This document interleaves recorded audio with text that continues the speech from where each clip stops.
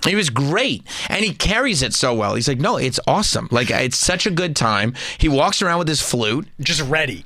Right, because he's like, I practice every day. Like, he adores playing the flute. He loves playing that flute.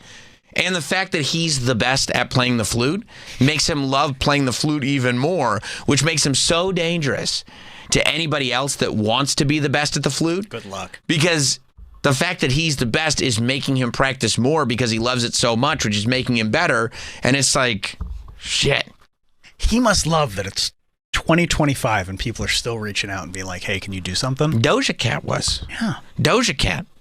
She's like, hey. But I mean, even when Kanye did that thing, like, he was well past being, you know. Oh, when Kanye reached out to be like, hey, will you like do a little flute song while I propose to the lovely Kim Kardashian? Yeah.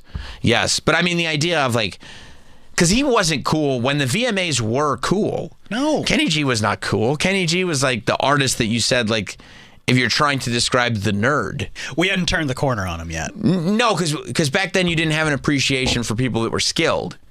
Right. And that also was like adult contemporary. Right, and that there was nothing worse than being an adult.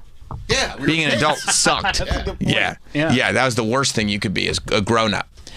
And grown-ups love Kenny G. They love the flute. They love to relax. Yeah, because we were driving them nuts. So, but yeah, Doja Cat, I guess, has Kenny G opening up for her on the song, and then she had Kenny G live. It was the first performance of the night. First, she shows up on the big screen as Max Headroom. Which is great. And I was like, this is fantastic. I wouldn't mind if Doja Cat did this permanently. Any shout out to Max Headroom is going to get over with me. That's confirmed. And then Kenny G shows up in the Beetlejuice house or whatever this was. And I'm like, this is awesome. Listen to Kenny G just belt it out.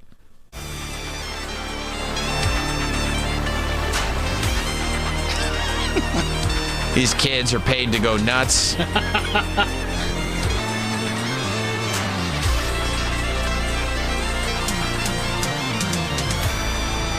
That's Kenny G. That's Doja Cat. Oh. All right. Kenny's like, any more? Yeah, Nope. he's probably like, we could do an extended intro. Yeah. That was it for Kenny G, unfortunately. But then Doja did her thing. Yeah, you know? she's great. She's great. Yeah. Doja Cat. But I was happy to see Kenny G. I could have had more Kenny G. Yeah, just Doja Cat dancing to Kenny G, I think would have been it for me. And like, I respected her already.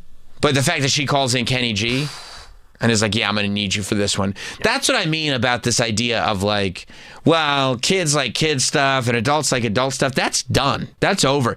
Because the internet has made it so that time doesn't exist. Like it's all just a loop. Like there is no time anymore. There's no we grew up with a very linear timeline. Time isn't a thing anymore.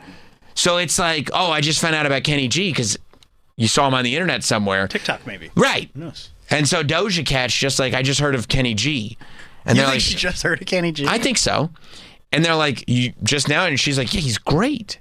You didn't hear about this? Have you heard these flutes? And they're like, no, I heard all the flute songs before. Yeah, let's get him on the track. All right. And then all of a sudden, Kenny G's contemporary again. I think that's great. It's all a mishmash. I was watching with my daughter. I was like, sit back, watch this. You're right. Watch a master Yeah. at work. Yeah. Watch some real artists. Right.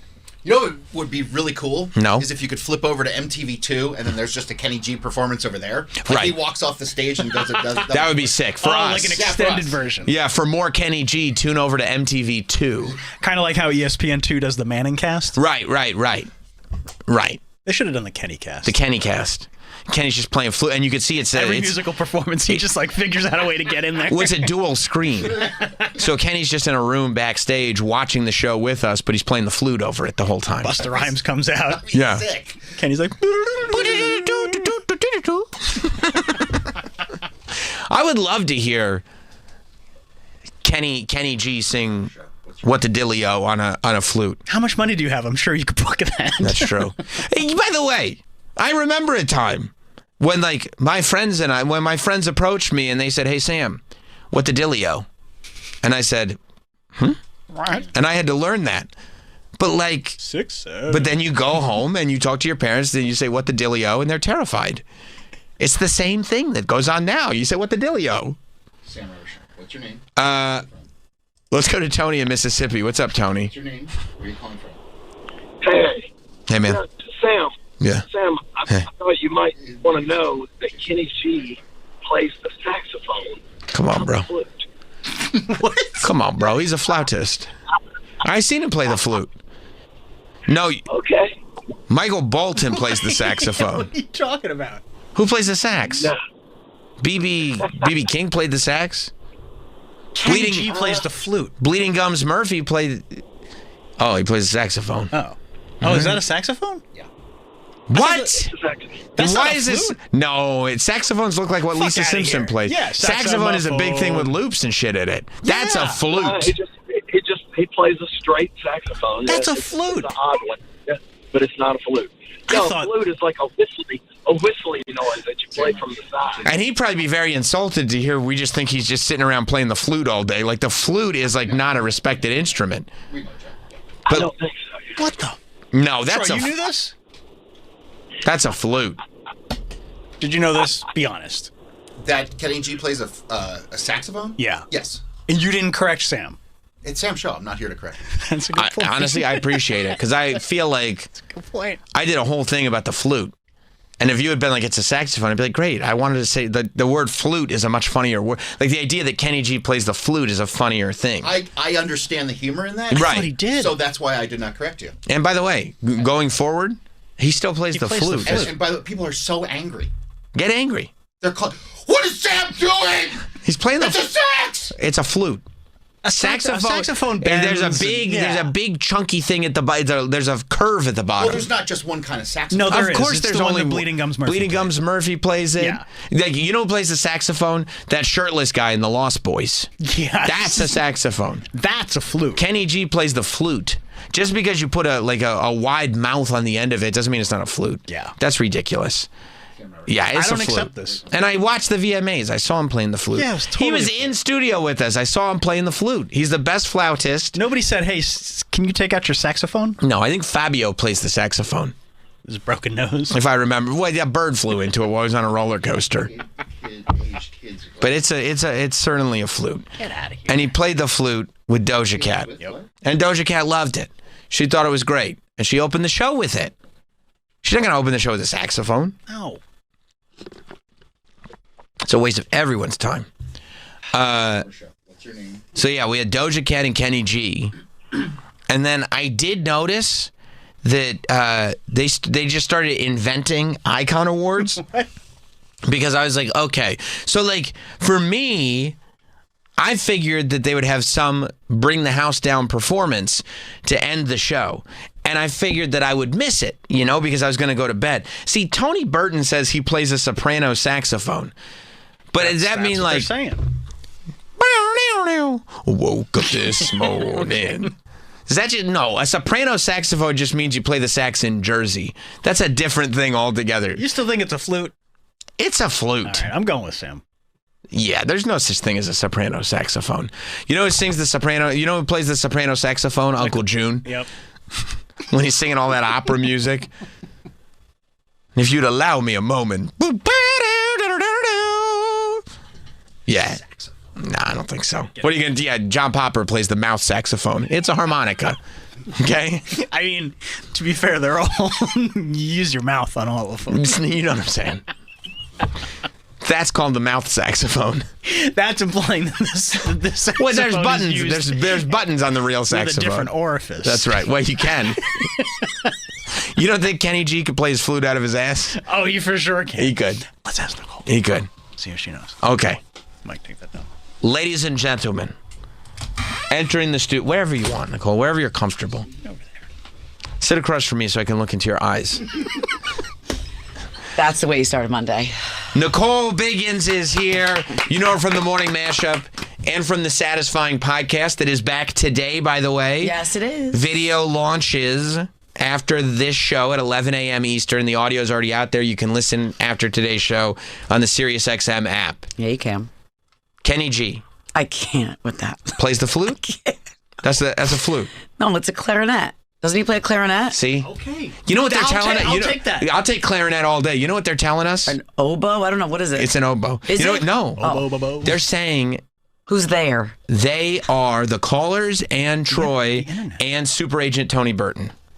Are the people that are saying these are the That's they. a flute? No, I said it's a flute. It's not a flute. And I stand by that. He doesn't play the flute. He never did. He's a flautist. He's not a flautist. Yes, he's he not is. Lizzo. Yes, he is. And he's better than Lizzo. No, he is? Way better than Lizzo at the flute. No, man. That's like an extra thing, Lizzo. No, you know what it I'm is? pretty sure you talked to him about playing the flute when he was in. I think I said flute. Yeah. It's not a flute. I think it is. I Do you saw know, it when in you- person. When you hear him, couldn't or- wait to play it. When I hear him, it just like that was the sound of my childhood. Like Who when, liked it? When my mom and dad had like people over for dinner, they'd always turn on the Kenny G. Like Oh, back, yes. right? And you just hear keys hit a jar. Probably. Knowing my family, who knows? I love that. I love that. I thought you were going to say they would play Kenny G so you couldn't to muffle out their arguing with each other. My parents never argued. That's just Really? me and Matt. No, my parents were not arguers. Not in front of us. It's probably better that you guys do argue because then you don't let well, you kind of let resentments build, but you get it out. Joking? I hate him still right now after whatever happened last night. I know you do. But apparently there's a saxophone that doesn't look like a saxophone. It's like And that's what Kenny G plays. Super Agent Tony Burton and the Callers and Troy and our AI overlords say that Kenny G plays the soprano saxophone. so. It's like it's almost like a saxophone clarinet. It's not a clarinet. it's a flute. It's not a flute's like this. It's okay, oh, to the that's side. right. A The flute is That's to a, the you that's play a, it side. to that's a yourself. good. Shit. That's This a is good how you argument. do it. But yes, it is a good argument because that's not how you play a flute. Still, I was watching the VMAs last night. It seemed like a flute. That's Wait, a good it's- argument. And I saw him in here, and I Can think you- I said flute, and he didn't correct me. Can someone please, because he didn't want to make you feel dumb, can you please pull up a picture of someone playing a flute? For No, good you're old- right. It's not, it's You're like right. Lizzo plays the flute. yes, She's it's a flautist. It's a Yeah, and that goes But she's from, a that's from part-time the fluter. side. she's a part-time fluter. Yeah, she's more about the juice. Yeah, You know what I it's mean? all about the juice. Yeah. No, I feel like this is kind of like it's a morphed clarinet and saxophone. Lizzo went. There it is. There it That's is. a flute. That's not, a type of flute. But that's Kenny not- G also plays a But type of it's, flute. that's still not a saxophone. It's not No. a saxophone. Anyways. Lizzo went nowhere, huh? I mean, she's certainly losing weight. It's about all she's got going on And at the moment. listeners and fans and streams. Yeah. Yeah. Sam. Well, I don't know. It's not going because she started taking herself very seriously. She was I really think. on top of the world. Like She she was was. like literally killing it. I actually heard from people here that she wasn't super easy to work with. Yeah, that's It's a little bit- downfall. There's a little diva vibe going on, which I think like can be like okay on some level. But when you start treating people like shit, then it's not. That You gotta cool. have more than 2 hits to treat people like shit. Well, she's had a little bit more than 2 hits, doesn't she? I don't know. I don't know. know. Blame it like Let me blame go it check. on my Jews. Yeah, she's like got- I know that one. Yeah, she's, Yeah. yeah. I would say Enough. She doesn't have diva level hits. I'd say 4. 4 hits. Like she couldn't perform if VH1 did another Divas concert. Yes, She it- couldn't do. It'd be like she would introduce the Divas. No, I think she could probably. She's got a pretty strong voice. About and damn strong time. Prevence. Prevence? Boy, Did I just say? She has a presence. Stop. She does have a bit of a presence. Boys, Juice, Good as Hell, Yeah. Truth Hurts. She's got a good amount of That's songs. 5, yeah. Yeah, she's got a bunch. We played all those hits because I play the hits and we've played them all. Just Yeah, saying. you have. Just saying. Yeah, you have. Justin in Philly. What's up, Justin? Hey, gentlemen, you're New Yorkers. Have a little culture. He plays a golden clarinet. The flute is played with the nostrils, See, which is why cocaine addicts You don't make put such that up great your nose. flautists. flautist. No, you whistle it. You're not doing. Was that a joke? Okay. It's you don't not a need to- clarinet. No, you whistle kind of into it. You do like a little thing with your lips. You make them. Do you think he this did good shit. with Doja Cat? Do I think what? He did good with Doja Cat. I think he did okay. It just made me feel weird. If everyone didn't go WTF, like that, I just was like, "What's happening? This is how we're doing. This is how we're starting." I thought it was Max Headroom and Kenny G. Yeah, Also, how has he not changed his hair in this many years? Like, He's got that's great still- hair. Does he? I think so. I mean, look, if he hasn't lost it, it's pretty impressive. You It's know, like beautiful long pubic hair It's- locks, kind of. That's the vibe I get. yeah. And when you have a look like that, it's tough to change it unless God is telling you it's time to change it. He should like Sam it and just shave it. I don't know because he's kind of like a. That's his look. That's his look, and he's not. He's like a sleight of frame guy. I think if he went bald, he would look like an assistant principal. Could be a cool new look. You think so? Get little wiener glasses too. He'd look like Travis. And wear like a Kangol hat, like Samuel L. Jackson, like kind of, he could turn it into kind of like be like, I don't think that would be cool. I think No? he would look like the lead singer from the New Radicals if he did that. I don't know. He's got the dreamer's disease.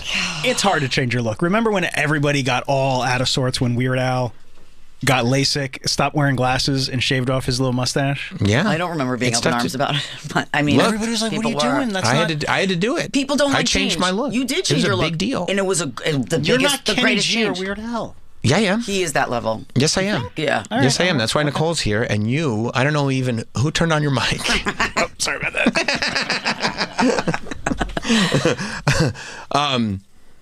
I did notice though that two things. I enjoy that the VMAs are skewing more for our generation. It was like Busta Rhymes and Mariah. The whole thing was bizarre. Ricky Martin. They were making up legacy awards to give out. Like just made them up. And also all the good stuff happened like by 9:45. Yes. You know what I mean? Like all Yes. like the sort of like noteworthy stuff because they realized we were going to bed. Yeah. All the old folks Yes. are going to bed. But yeah, the awards that I got were Ricky Martin received, and I don't know that who Ricky Martin received the Latin Icon Award. What? Yes, he did. I mean, he is a Latin icon. Yes, I just didn't know that was an award. No, okay, they can make up whatever they want. It's their award show. I think they just wanted Ricky Martin to do Vida Loca, Ole Ole Ole, Bailamos. It's like when they gave Michael Jackson the Artist of the Millennium Award. That's You right. love to do an accent. I just think all of his songs are great. Wait until you hear Sam's accent on this episode of Satisfying that comes out today. He does an amazing She franchise. didn't know who Je suis Smollett was. I was like, who is this? I don't know this man. And then the accent got heavier and heavier and heavier and heavier. All right, so we got the Latin. It was the Latin Icon Award. Okay. And then Busta Bust was out there. You really want. And he did great, by the way. By the killed way, it. Ricky Martin did great. Yeah, I mean, like, Ricky still got it. he does. And he was singing for real. Right. And he was doing all the great songs. Do you think Mariah that was live at all? Well, we'll get there. And he was dancing and everything. Ricky's still amazing. was And he looked bilamosing. genuine. Yeah, he's He was bilamosing. Which, by the way, the reason I was laughing is because that's an Enrique song. It's all the same, right? Yeah, but he was bilamosing, and he was great. And then they gave him the award that they made up. And then Busta Rhymes came out, and Busta Rhymes was still great.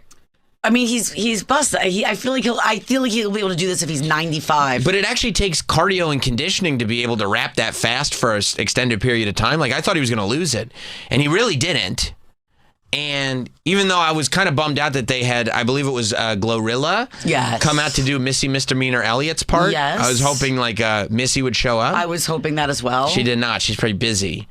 But Glorilla showed up and did it. But then they gave him the Rock. I had to write him down. Okay. The Rock the Bells Visionary Award. Oh, we have Rock the Bells Radio right here. Because it's LL Cool J's brand. I know. The host generally doesn't get to bring their own awards. You remember my infamous bad moment interview with him, or bad moment in an interview with him? With who? LL? With LL. I was like, can you just please lick your lips for me? Oh, my He was not having it. What did he say? Absolutely not. He don't. I was like, please? Well, that's an objectification. I don't give a shit. No? That's embarrassing. I'm objectified all the time. Who cares? Lick your fucking lips for me. Do it. Do it. And he wouldn't do it? No. You think it's bad, Troy? What was if he was like, show me some titty? I'd show him some titty. Well, you're asking the wrong girl. I'll show him. I'll show you a titty if you give me a lick lip. Yeah. Yeah, lip You lick lip. Yeah. It's a rough day today. No, it's okay. Oh, I'm having a rough go of it. It's okay. But it would be like if I went to the VMAs and was like, hey, I'd like to hand out the Not Sam Award for Excellence. Mm-hmm. And they'd be Okay. like, what does this have to do with the MTV or Video Music Awards? Well, to get you in the building, maybe they have to do that. That's right. That's right. Can I give my own award? And they're like, you want an award? No, I want to give it. I want my own category. But you'll show up? You'll do it? I'll host the show if I can have my own category and just give it to whatever artist I want. What category would you choose? The What Not would you- Sam Award for Excellence. Okay, and it just be someone In you thought was music. awesome. And I would probably give it to Kanye. Wouldn't that be? No, that's what I insist on. They're like, okay, they're just holding their breath during the whole segment. Post Pablo area. Yeah. Mainly for the new stuff. Something just popped up on my Insta today, and it was like, remember the text message forever ago when he first started losing his mind? I mean, he lost it a long time ago, but he just tweeted or X'd or Twixt. Kim's got diarrhea all the time, way more than a normal person. Like, he actually tweeted that. This is when they were going through troubles. Oh yeah, at the beginning of the troubles. Right. Although I feels like there was really in the thick of it at that point. Right, where it was like, I'm so mad that she's sleeping with Pete Davidson. I'm going to tell the world about her diarrhea. Yeah, I mean, she has it. So much of the diarrhea. Well, she's probably on weight loss supplements that were giving her diarrhea. Just saying that. Oh, you don't think it's true?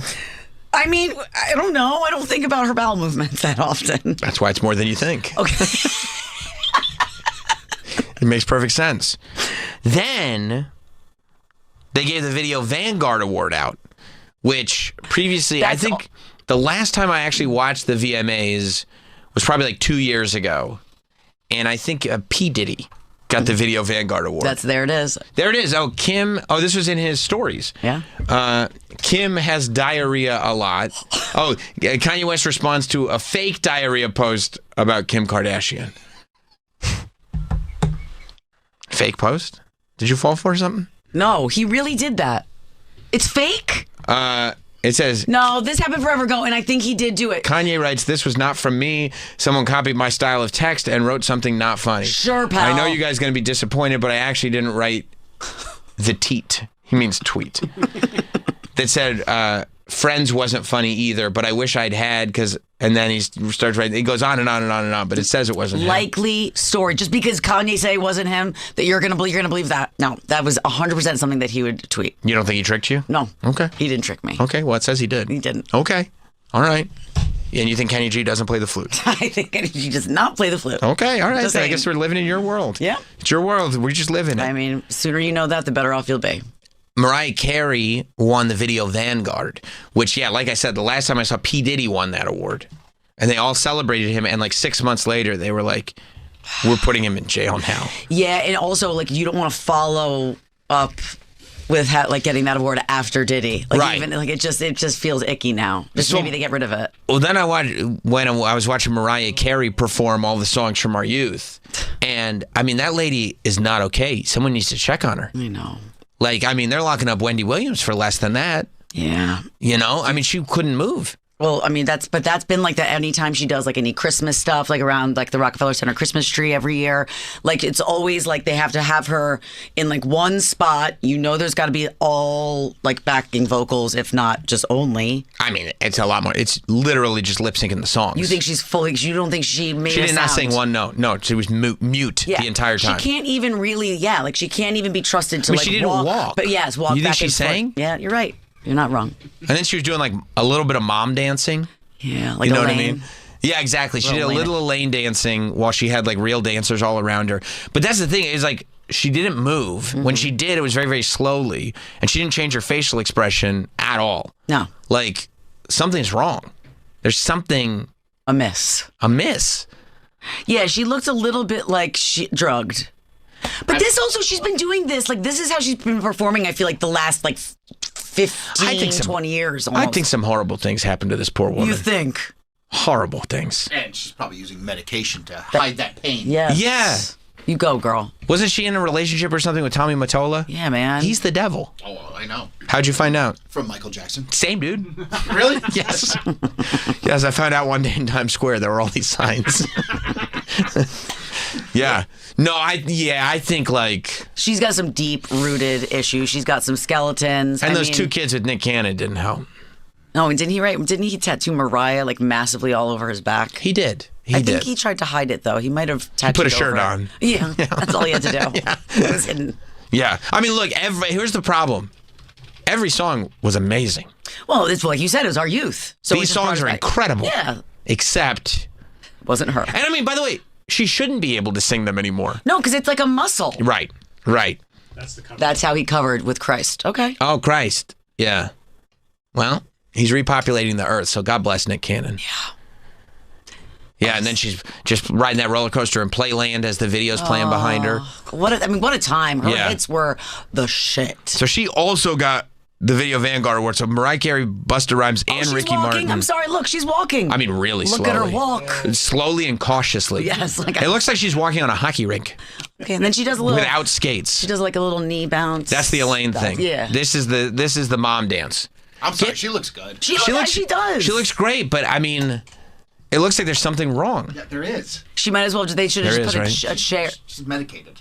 Yeah, but that's to mask a lot. A lot of pain. And like these poor divas, like it doesn't end well for them. No, that's what I thought. That's exactly what they don't age gracefully, and life is great. And we, the world, just like throws them in the garbage when we're done with them. 1,000,000%. That's where they belong. But I think what? No, we're not advocating for it. Making a joke. That's right. That's right. It's about time this one ends up in the dump. But like, do you think that she's got Diddy stories? Definitely. Yes. Horrible ones. Horrible. Because she was so young when she started too, right? Yeah. Not good. Well, she had to leave her. Like, wasn't she like abused badly, like as a child? Like she had to like escape her home, only to just run into the arms of the. All of them. Scary, Celine Dion got married to that weirdo French guy when she was. I don't think he did anything bad to her. She was like 7 years old. No, she wasn't. She might have been 16. I think she was older than that. No, even. bro. She was like too young to be dating that weirdo French guy. I mean, Rye though, she's looking thick and like good though. Like she looks good, great. Thick. She looks fantastic. Yeah. I mean, God bless her. I think she's trying to make sure her hair doesn't fall off, but she looks great. That is a serious wig, and it looks like a heavy wig. But that's fine. That's But okay. that's fine. I don't mind it at all. No. And they kept bringing up the fact that she dressed up. They kept saying she dressed in drag in the Obsessed video. Yeah. Like they mentioned it like 4 or 5 times throughout the performance. And I'm like, if you want to say she took a shot at Eminem, just say she took a shot at Eminem. Just say it. Yeah. Because she is the only one that got one over on him. I do kind of want to know. Like, I just wanted. Like, I wish I could have been like a fly on the wall. I just feel like there's something awkward about picturing the two of them together. Just 2 lunatics. Yeah, just like sitting like while they're like snuggling at home watching a movie. Like, I just don't. I feel like it wasn't real. Right. Like they didn't hook up. They didn't bang. Well, yeah, because they're famous enough that it's like, I'm not 100% sure that they're humans. Right. And also, I mean, Eminem's kind of weird when you look at him and watch him now. And she's like a whole lot. Yeah. Like, I feel like she almost could like dominate him. And it seems like Eminem's had a lot of work done now. Physically dominate him. I think so. Like, I but feel that's like not she's bad. A bigger chick than him. But that's not bad. I'm not saying it's bad. It's just I just picture it. It just feels wrong. You think so? It feels wrong. Yeah. Yeah. And then they did the Ozzy tribute too. That was sick. I thought. Well, you just liked it because Youngblood wears his pants so low. You like how low he wears his pants. You have no idea. I have one friend that we just DM about Youngblood. Oh, that's so pathetic. He's so hot. I know. Oh, a couple of 40-year-olds DMing about Youngblood. Oh, it's just when you phrase it a look certain at way. him. No, I know he's super. Come hot. on, he's like dirty and like grungy and yummy. Huh? Oh my goodness. Come on. I know, right? That's what you think when you look at him. You're like, oh, he's so dirty and grungy and yummy. Honestly, don't you? I don't look at him and think yummy. You don't think yummy? No. When I look at Delicious. I think the whole thing feels like a put on. But his whole thing? His whole gimmick. But he's a great vocal. He's a really good vocalist. Thank you. Incredible. Like he sings the songs really well. Yeah, he's got a great voice. And then he starts headbanging, and I'm like, Just stop. Okay. No one is cool enough for you. No one. Lots of people are cool enough for me. Who's cooler than that dude right there? Troy, I think you're cooler than Thanks, Youngblood. buddy. Yeah, I think you're pretty cool. You know what I mean? Because you're not trying to impress anybody. That's cool. Yeah. He's not trying to impress anybody. He's just being a rock Youngblood is trying to literally impress everybody. He's being a rock star. He's a rock star. That's such a gimmick. They literally call him that. They say it. I'm a rock star. He is. No, he's not. I feel like he's like. There's no more rock stars. There really aren't, and so he's the last of a dying breed. He's not. He's acting. Here's the thing. He's acting like a rock star that was defined for him before he came. Look at his jaw structure. Just Right. look at that. Those lips. Yeah. You remember when he dated Halsey? No. They were so hot together. Troy, you remember that? No. Don't you remember? Yeah, I don't remember that. Why you gotta hate on him? And then doing that with Aerosmith? Like, first of all, he got to perform with Ozzy before Ozzy passed away. Shout and out. then got to do this with Aerosmith. I mean, for him, a kid who's like a rocker, whether you think so or not, that's probably like so cool for him, like bucket list items. Like, oh my God, I can't believe I got to like, Ozzy was. Yeah. not Aerosmith? It's a different deal. Are you joking? Dude, they have a ride at Disney. I mean, it's That's what I mean. No, that's what I'm saying. Yeah, I mean, no, I think that you Ozzy. just tried to say that like Aerosmith is not like iconic? Like that. I didn't say that. What, but you were just like, like that's not a big I deal. think, if you're. You don't think it's a big deal that he got to sing with Steven Tyler? They have the same mouth. Oh, they do. He based They his. literally have two giant mouths. Yeah, my mouth is based on Steven Tyler's mouth.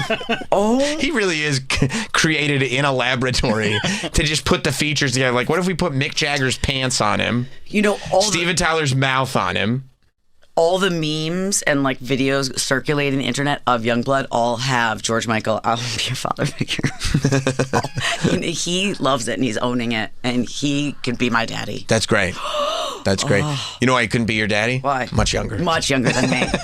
In another world. But would you get excited about being his mommy? Yeah. Would you be a sugar mama to somebody? I don't know. Have you thought about that? Like, you to the point where, like, I mean, because you could pull off either way, if I'm being Yeah. truthful. Yeah. But like, you could graduate from like groupie to like mother. Mother? Have you, like, you could be in that category. You know what I mean? I feel you like could be a mother. No, I don't want to be a mother. Why? I feel like it would make me feel weird. Actually, Go ahead. I did take somebody's virginity a long time ago just to be a mother. Because I thought it would be fun. Right. And it was. It was. Right? It's like See? a bucket list item. Okay, I did that. Right. Like, you are at the point He was where, younger like, than me, and I was like, right. I'll show you the way. You could take care of somebody. I did. But I don't think in like an actual relationship I'd want that. Like, I think I like being not dominated, but like I like have like, You still like being under somebody's arm. yeah. Right. I want to be the small spoon, not the big spoon. I see. But what about if you're the small spoon, but you know it's only because you allow it? You know what I'm saying? Like, okay, honey, you can be the big spoon. Like, do you think you could ever be with somebody older? I'm not looking for a mother, if But that's do what you're no, asking. But do you think that you? But there are many guys that are. But do you think you could be like attracted to like a woman that was like I don't know, 15 years older than you, and like want to hook up with her? I mean, Jess will forgive you. You could say it. 15 is. I think so. Yeah. I think so. Yeah, I don't. Yeah, more so than like. Younger. I could see being attracted to somebody in their 50s. Marissa Tomei's 60. Then yeah, easy. Done. Marissa Tomei could be mother. Yeah. Stop saying. Why? Eat you. I think you need to embrace that part. Like, what's her face? The who we love from the second season and the first season of White Lotus. Oh yeah, it's Jennifer Coolidge. That's your future. Yeah. Couldn't you see it? I mean, She's still having a great time. Yeah. And still a sex symbol. Yeah. Jennifer Coolidge, are you kidding me? Stifler's mom? Okay. I'll do it. 59. Salma Hayek's 59. Forget about it. And what about Demi Moore? Did she do it Yeah. for you? She's 100%. Fuck. Yeah, except she turned into that monster thing. Okay. true. All right. You know? So put that aside. Yeah, I would She tell looks her, you amazing. don't need the substance, dude. Demi Moore's 62. Right. No. And she just looks. Wait till she's 67. What about Kris Jenner? Would you want? 6'7". Oh my god, I can't with that shit. I hate the You six. too, right? Oh, the It's fucking killing us. 6'7". It's killing I us. don't understand it. It's killing us. No, Kris Jenner, I don't like a lot of obvious work done. It's not obvious. It's very No, I obvious. mean we know it because she's obviously we've seen her It's before. literally the movie The Substance. Okay, but That's what that movie's about. When you look at her right now, she looks, she there looks beautiful. couldn't be more. She looks beautiful. Imagine getting work done to try to look more like your daughter. It's I know. scary. Like, no. Her daughter happens to look like her. She came from her body, from her womb. Neither one of those bodies were created by God. So what? Looks good. Yeah, no, that's frightening. Do you?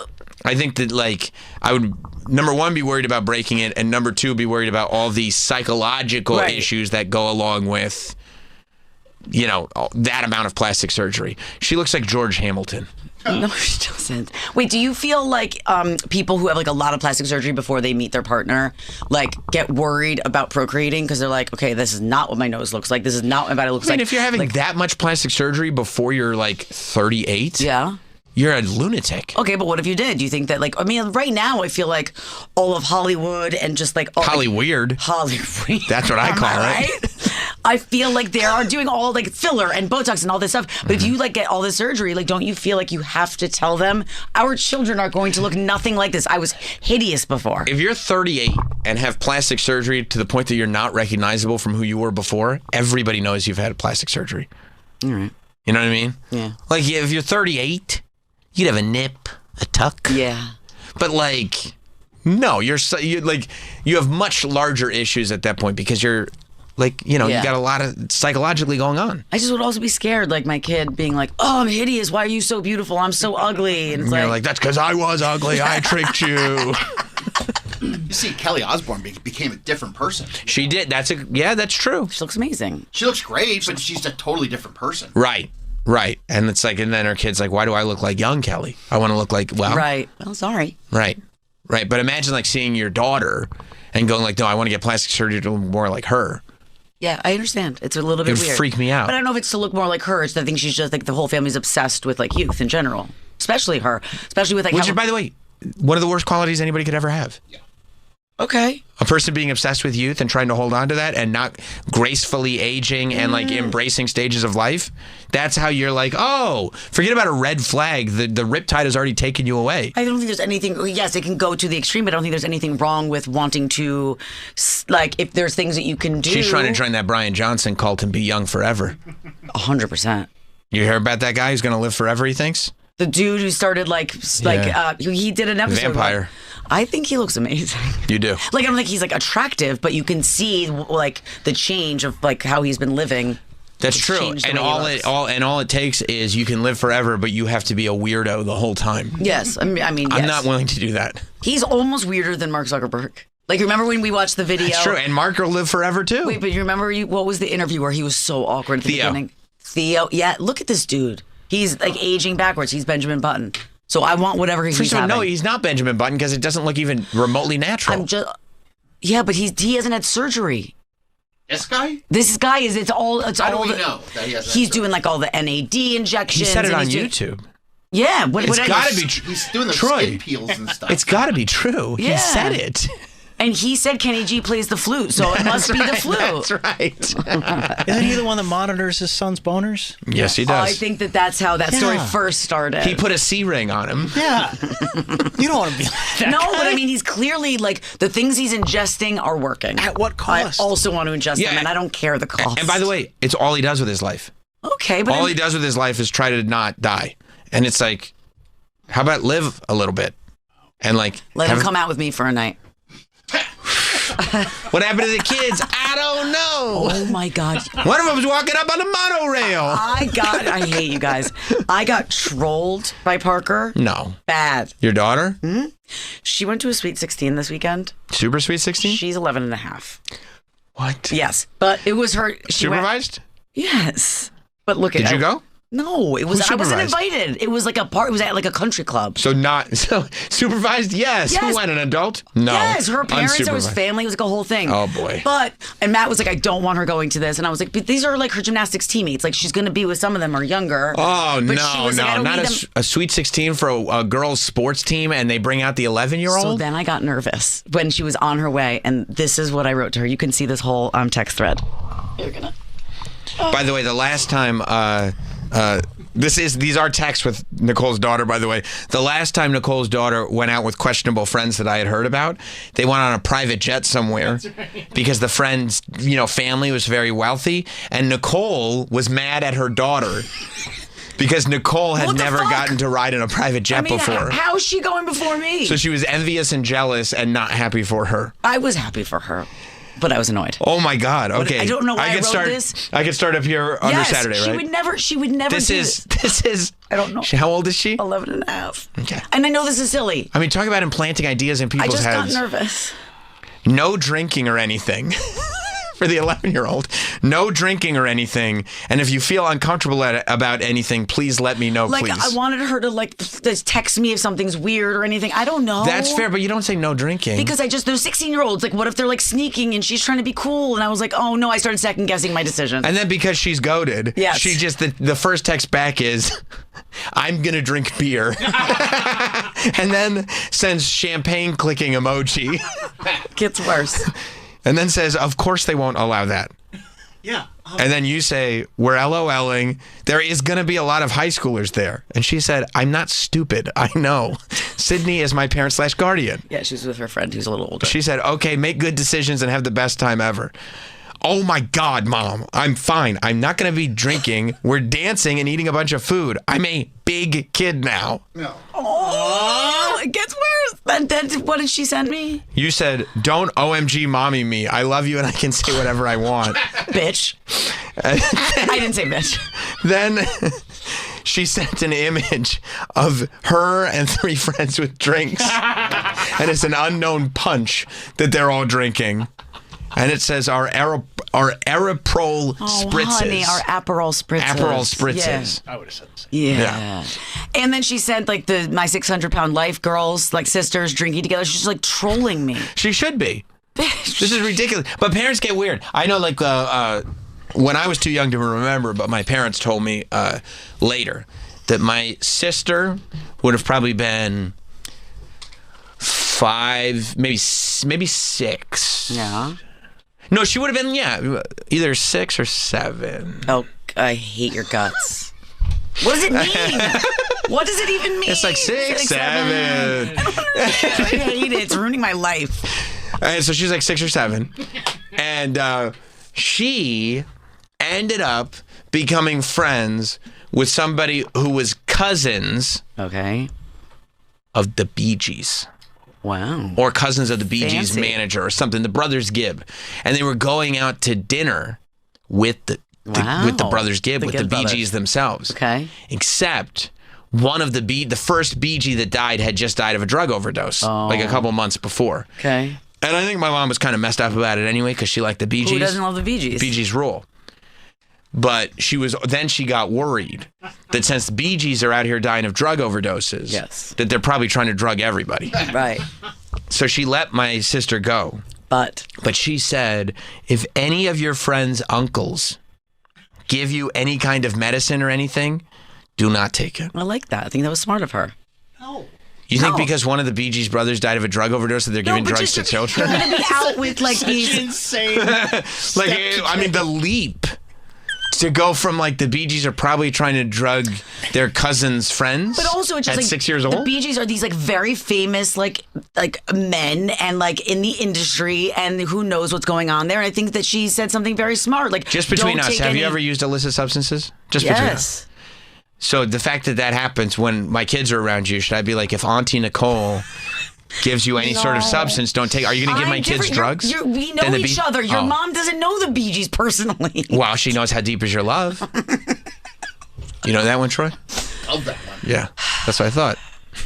That's an insane thing. It's kind of nuts. All right, fine. Your mom and I, we are one. Yeah, that's Okay? true. That's true. We're so similar. Don't your drink. Mom and I. Don't drink. Please don't drink. She's like, oh, we're drinking. Is that why you love me? Because I remind you of your mom? That's what it is. Yeah, I'm sure that's what it is.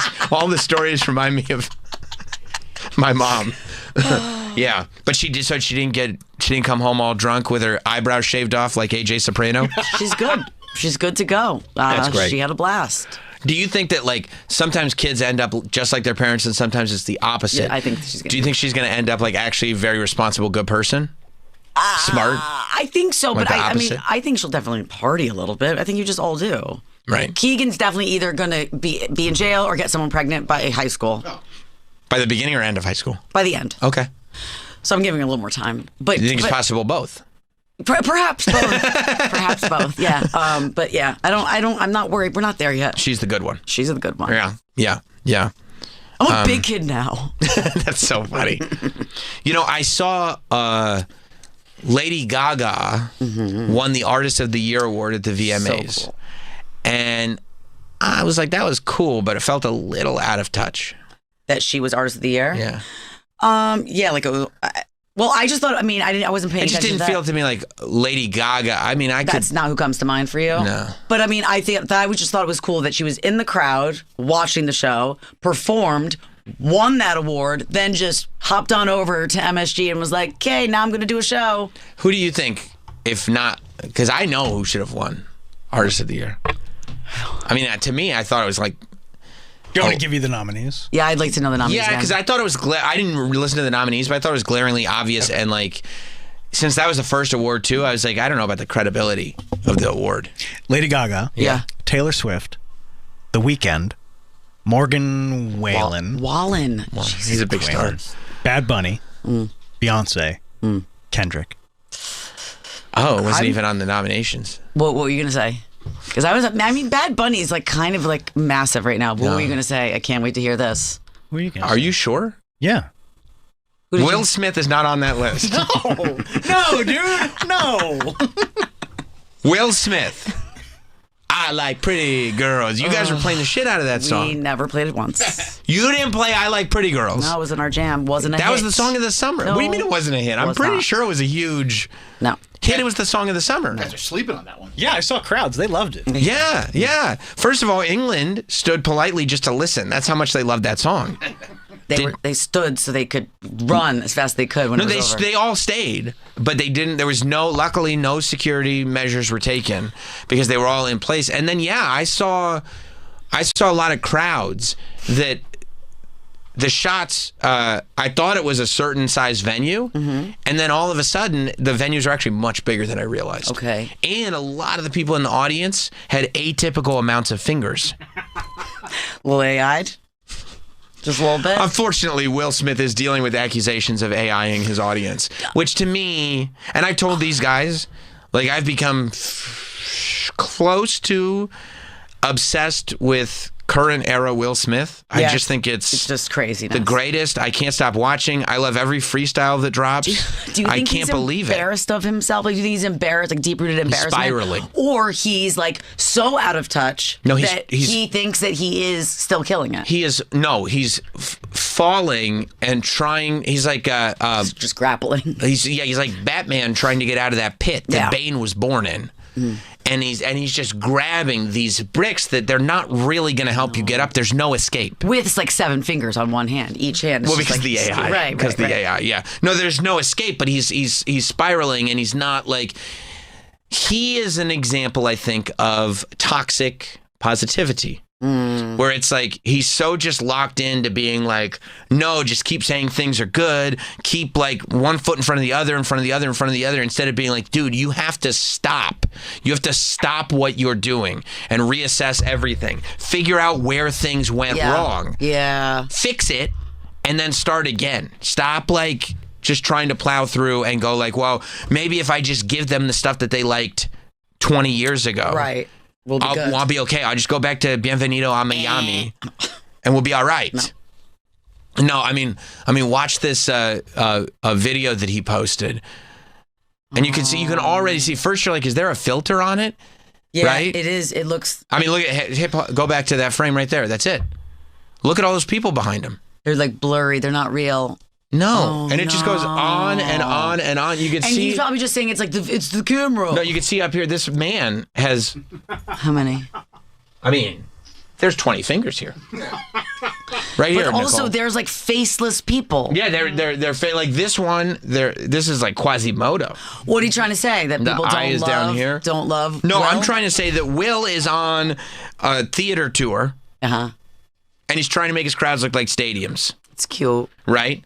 And he has said that what was going on here was there were stills that he wanted to turn into video. I believe this is what I read. That there were stills that he wanted to turn into video, so they just used the AI This is an explanation. to give it motion. Got it. But I said, but then why did you multiply the crowd multiple times? Liar. You didn't have to do that. He's on stage singing the Fresh Prince of Bel-Air theme song to 5,000 people. Which look, playing 5,000 people is it's great. It's a great way to make a living. But to like go from winning the Academy Award to Best Actor to singing the theme song to your network sitcom in front of 5,000 people is not great. You know, Stanley T was in the Summertime video. I do know that. And you can find him, but those are actually real people. They're not, at that time, that was what he, right. Look, What? all those dots out there are just not there. Honey. See, and they put a filter over it. I feel sad for him. How could you? It's Look at how far out that goes. That's AI. It is. And the camera, yeah, every shot is completely different film. Yeah. Yeah, exactly. Yeah. It doesn't extend that far. Just let it go, dude. You're rich. Just sail off into the sunset. You don't need to pretend. But you know what happens? This is what I try to tell you. What? When people go, I think more would be good. This is what happens. This is what it looks like. When you don't go, you know what? I've achieved more than any human being could ever dream of. I've done it. I haven't yet, though. I mean, you've outshot your coverage. Okay.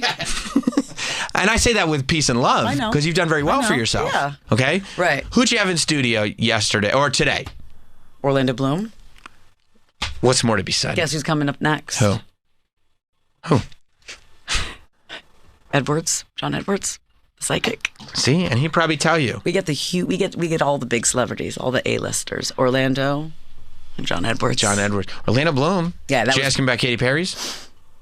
No, he doesn't want to talk about Katy Perry. They're split up. That's why he we put talked his about feet it. to the fire. We put On hits. Oh, yeah. You let him know.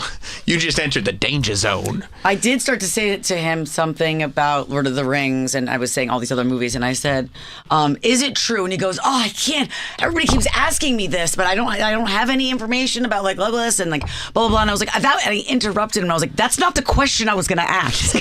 He goes, Good. I'm sorry. Put his feet to the fire. Come on. He was probably frustrated because Sam covered all that already. Right. I did. In his interview. I did a great job with him. did? But I'm sure you did too. We did. Thank you. Yeah. You guys gonna get Will Smith in? I mean, if it's up to Stanley T, yeah. You should get Will Smith in. If you could get Will Smith in, you would. You would. Yes, you would. We had Jada in forever ago, and Will was here. Was she like, oh, like I'm here to do interviews about people I'd rather make love to than my husband? And you're like, that's totally unnecessary. No, I'm Nobody's like, no. even asking Like, anymore, spill Jada. the tea. Right. I Nobody wanna bought know. that book. I don't know. I think it did okay. Didn't No, it? it did not do didn't? okay because she already told everything on the Facebook show. On the red table. The red table That's talk. what it was. Okay. It's like, why the did nobody Facebook show. why did nobody come to her and go like, hey, before you do this red table talk show for no apparent reason, it might ruin everyone's life around you. Yeah. And your husband's going to have to do AI concert videos. I like pretty girls. It's giving me that like douche chills. I don't even want to like think about it. I love this. You know why this version of Will Smith is so great? Because it does like, I mean, to watch somebody try to find being a human being again after being removed from it for so long is just utterly fascinating. Yeah. I mean, it's really quite pathetic. And this is what happens when you have so many yes people around you because they had never like, yeah, you're killing it. Right. Yeah, you look cool. And sometimes there are no people. Should I be embarrassed by what she said? No, it's fine. You're It's good. totally good. Yeah. Yeah, no, you're right. Yeah, it's not a good thing. But when she was in, he was like in the corner trying to act like just like one of her entourage. That's where he's comfortable sitting in that chair. You're going to hell, dude. No, I'm not. No, I'm not. You know why? I'll be there with you. You know why? Why? Because I like pretty girls. I can't believe nobody else picked up on that song. He didn't just even you. get to perform it at the VMAs? Did he perform it after I went to bed? No. Maybe he was behind Kenny. Let's go back to the film. Yeah, I mean, I just like... The whole thing was just bizarre. Well, it was very Grammy-esque, the VMAs. Because Grammys, I feel like always, even though they shouldn't, they skew older. And you have like tributes and... What do you mean they shouldn't? Because I feel like it's Grammys. I feel like it should be just like fun. It should be what like the VMAs usually are. Like it should be more young and poppy and I don't know. You think young people like watching award shows? Not anymore. When But did maybe they? they would if you made it fun. Fun. Not so old and lame. Why don't we make this fun? Fun. Yeah. Funsies. Yeah. Funsies. No, I mean, I don't think young people are watching television. That is also true. You know? Also, don't say young people. Why? I don't know, it makes you sound old. We're removed from them, Nicole. Deal with it. I'm not a boomer. 6, 7. You are a boomer. You're the biggest boomer I know. I am not a boomer. Well, Troy's the biggest boomer I know. You're the second biggest. Why is he the biggest boomer? They were calling him a boomer on Instagram because of his troubles with streaming. Oh, were you having trouble? Yeah. What happened? They got him. Hulu wasn't working? No, they got him. They got all the Those money. assholes at Spectrum. Oh, Spectrum. You know you're a boomer Wow. when the service providers are shaking you down. Yeah, that's smell fair. you, right? That's fair. He was paying $800 a year for Dropbox. Well, thanks to Hot Dog, I fixed that problem. Thank you, hot dog. Dropbox $800. You know what? I fucked up. You did. Like Well, that's just like because I start clicking. I just like click, Yeah, yeah, and I'm like, it's $800. Okay, on my credit card. that's what people pay. Now I'm in debt. And then I did it. And Hot Dog's like, dude, you're paying way too much. You Yeah. don't need that plan. I was like, Whatevs. oh, It's like $9. thank God I have. No, you're right. Yeah. I think it's like $100. a I year. think Yeah, I I think think so. I'm getting messed Hosed? around with host. We always make sure nobody's getting hosed here. I think I might be getting hosed because I'm noticing that my Hulu in one room says like Nicole and the other I think I have multiple accounts because I keep like forgetting the passwords. So it'll be like Better this. start a new one. Right, yeah. I'm just like I don't know what to do. Let's just Right. start a new one. Let's start fresh. Smart. Yeah. Smart. So I think I'm paying like multiple bills for the same stream. I believe that you probably are. I Yeah. believe that that's true. It tracks. You should probably check your balance. Yeah. Please. That's not my job. Who's got to? That's not my job. No, that's not your job. At all. I just press place order. Yeah, you make sure the cards are working. They're working. Just got to get myself a little something. A little something. Got myself a little something, and then Matt, yells at me after he looks at those numbers. Sure. Well, wait till he finds out that he thinks that you might have 2 accounts to some of these services. It's probably a couple bundles too. Oh, that Yeah. bundle sounds like a good deal. Yeah, because isn't like Hulu and Disney or what? And ESPN, yeah. Yeah, I definitely have more accounts than I need on different streaming services. I should It probably go happens back. to the best of us. Right, Apparently, I just kept pressing. Well, they have it built into their business model. Like we can we can give some people good deals, and then boomers will pay 2-3 times for the same thing. I don't know what the bill is, like maybe 6, maybe 7. Yeah. Who's to 100 say? this month. I don't 6, know. 7. Who's to say? No, yeah. And we found out Troy was paying like $800 a month for like TV and internet. Did you have it fixed? Funny you say that. I did call Spectrum, and it's a whole ordeal. You should have me. I'm good with a customer service. And I'm like, well, okay, I want to change my plan because I'm paying for like all the premium services, like whatever, Skinamax. I feel like and he's whatever. Skinamax. Well, you got to get Skinamax because they show the dirty flicks after the midnight given. on the The weekends. given. And then they were like, well, you need to bring back your cable boxes and we'll give you new No, cable boxes. I'm like, what do you no, mean? You no. can't just send me a different signal? No. They're like, no, you need to return. And I'm like, you got to be kidding me. I'm like, ugh. And then, but here's the rub on that, because you need the updated cable boxes. But guess what? The rental fee on those is a couple bucks extra. They get you with that. They're like, well, if you went to like an app service, you have a smart TV, you don't need the cable boxes, it'll be cheaper. Right. No, you got to give them. You don't want to do that though. Well, I have a stupid TV in the bedroom that doesn't. It's not a smart TV, which Why I don't you should get- just.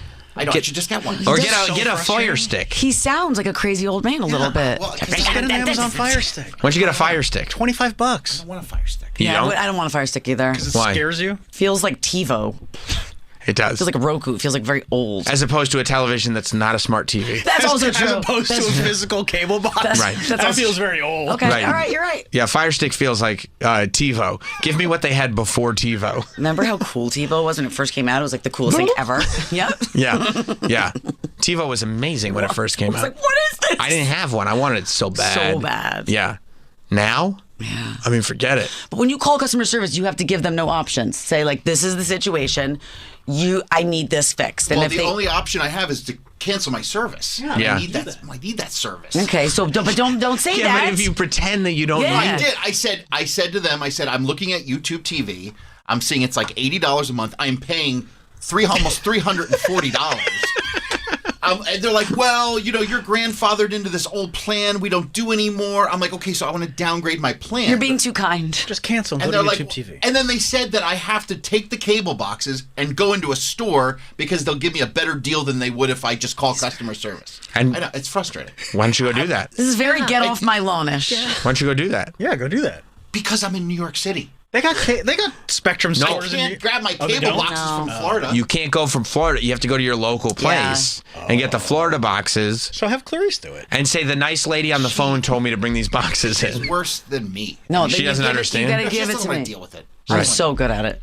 She wants to just everything works, and that's fine. And right now, everything works, even if you're paying out the nose. Yeah. And then my internet's a whole ordeal. What's the ordeal with the internet? Well, Go ahead. The Ring cameras keep dropping out, and I'm like, what the hell's going on? Right. And they're like, well, you have an old router. You have to come get a new one. I'm like, Yeah, where do you have to go to get the router? from Spectrum. Oh, the store? It's a mess. Yeah, What's no, going on? get I that. just got a thing because you're talking about it. Spectrum, please log in to continue out of nowhere because we're talking about it. Stop talking about it, okay? Gosh, Gladly. so bitter. You know what you could do is cancel everything. Well, but you have to get the new router. Yeah, I need the internet. You do need the internet. But yeah, I mean, I'll you just figure it out. Next time I go down, I'll figure the whole. Yes, I will. You gotta be. I'm not mean. You should never be mean to people, but you have to like annoy them to death, and eventually don't. they'll. No, I'm showing up at the routers and the cable boxes. I'm like, we got to figure this out. you Yeah, can't. you tell them. You cancel your service. Yeah. You sign up for just the internet, and then you go to the store and you give them back everything and get the new router. All right, I'll do it. I'll do it when I get outside. Oh, you're making him feel bad. That's what you do. And then here's what Does they're that gonna every day, Nicole. Okay, Here's what sorry. they're going to tell you. Here's what they're going to tell you. Well, you're paying this much for the internet now, but that's because you have the package. If you don't have the package, the internet's going to cost this much and it's more. And if you're telling us you need an upgrade so the Ring cams don't drop out, it's actually going to be like this. So they're going to convince you you're paying more for just the internet. So you're going to go, well, screw it. I don't want to deal with all that. I guess I'll just keep the cable. I know. And you know it's going to happen. You're going to keep it. I should have dealt with it last time, but I had other things that I was dealing with. What were you dealing with? I got married, Nicole. I saw it. Congratulations. I forgot. That's so exciting. Yeah. So that's why I was I like, thought you were never going to do it. Well, things changed. the old That was the ball and plan, chain. right? I mean, to be fair, you barely did it. So Well, yeah, and I got somebody way out of my league, so it's like I'm not. You eloped. lock that down. Yeah, you lock lock that that down. down, yeah. You lock that Okay. down. He had 2 guests at the wedding. Who were they? His brother's wife and his cat. Yeah, that's not a person. And the pastor. And that's not a guest. He's had an assignment. He was Yeah, he working. had an assignment. He was there in a professional capacity. Ooh, did you hold the cat while you were getting married? No, the cat sat in one of the many empty chairs. Yeah. And just chilled. It's a good cat. It's a really good cat. Oh, you go on my Instagram there, yeah. Okay. It should be. It's a very good cat. It's And Mr. Toots. And we did a Florida wedding, so he had a nice like floral shirt on. Actually, he had. He had a shirt on? Yeah, he was so cute. Well, he's not going to show up naked to the wedding. What's happening? Yeah. What is happening here? What, did the cat had you don't know about Mr. Toots? I know there's a cat, but the cat doesn't need to go to the wedding. Instagram.com/Troy Kwan. Is that your thing? Is that how you, You get didn't there? change it to Troy Lamb? Like seems like he's having a hard time with it. Yeah. Okay, and Troy- the cat was cool with you getting married? Yeah, oh yeah, he was happy. He was our best Wasn't man. like, I object. I object. no, he was okay, cool. Yeah, I guess all you had to worry about was your brother's wife objecting. And she was happy. But she was taking photos. There you go. Okay. I need to. Oh, okay, yep. We have the cat there. That's the cat. And the church. Yeah, keep going. So it's legit. Okay, yeah, it is legit. Because the church back there? Is That's that, a nice T-bone. That's a different. I was going to say, were you barbecuing after your wedding? Aww. Mrs. and Mr. Lamb. There's our cake from Carvel. That's nice, because you took her name. Look at that. Oh, he's pretty That's cute. all the guests. Is that wait, do you walk your cat with a A leash. No. Yeah. He's a great cat. It doesn't mean he's not a great cat. I don't understand people who walk their cats with leashes. That's all. I wish more people would. They Wait, don't- wait. That rascal, Mr. Toots? That's him. Yeah, of course he loves his leash. Does he though? How do you know? He told you? Yes, he did. No, he loves going on adventures. Okay. You don't know about the rascal, Mr. Toots? Why are you saying it like that? The rascal Mr. Toots? Well, he has a whole segment. He does? We usually don't do it on a Monday, but You have to come back tomorrow if you want to hear it. All right. I'll come back tomorrow then. It's Toots Day. He's silly and he's furry. His name is Mr. Toots. He's always happy and purry. That rascal Mr. Toots. Why does he have a theme song? because we celebrate Toots Day. Toots Day. Yeah. Usually it's on a Tuesday, but we can do a Toots Day He's on a a Monday. very cute cat. Well, he's a bit of a rascal. A little bit, Mr. Toots. He looks like the kind of cats Taylor has. Yes. Swift. Yeah. She has Persian cats? I'm almost positive she's got at least one or two of them. Yeah. Okay. I had a picture of them when she sent me a Christmas card last year. Were you bummed that the Oh, Kansas City that Chiefs? was flex. Were Yeah. you bummed that the Kansas City Chiefs didn't win? I was not bummed. I don't care. Oh, okay. I don't know if they win or not. No, it's not our team. I have a winning team, the Dolphins. Matt's killing me. Yes. I can't. He said like 10 minutes into the game yesterday, he was just like, the season's over. I was like, it just began. He was like, I'm a Dolphins fan. The season's over. A lot of people in New York were saying the same thing about the Giants. Jets. And Jets. Well, the Jets were at least competitive. Yeah, fair. Giants weren't. Yeah. Oh, Toots is pretty cute. I'm into Mr. Toots. Toots sometimes shits on the floor next to the litter box. I think we solved that problem. No. We did. Well, so he insists on taking a shit on the floor in the bathroom, not in his litter box. Okay. So we got another litter box and we put it where he likes to shit, and now he's shitting in that box. Okay. Move that Problem box solved. around. He just likes that spot He wants to shit right there. where he likes it. Yes. That makes a lot of sense. I'm the same way. Yeah. Me too.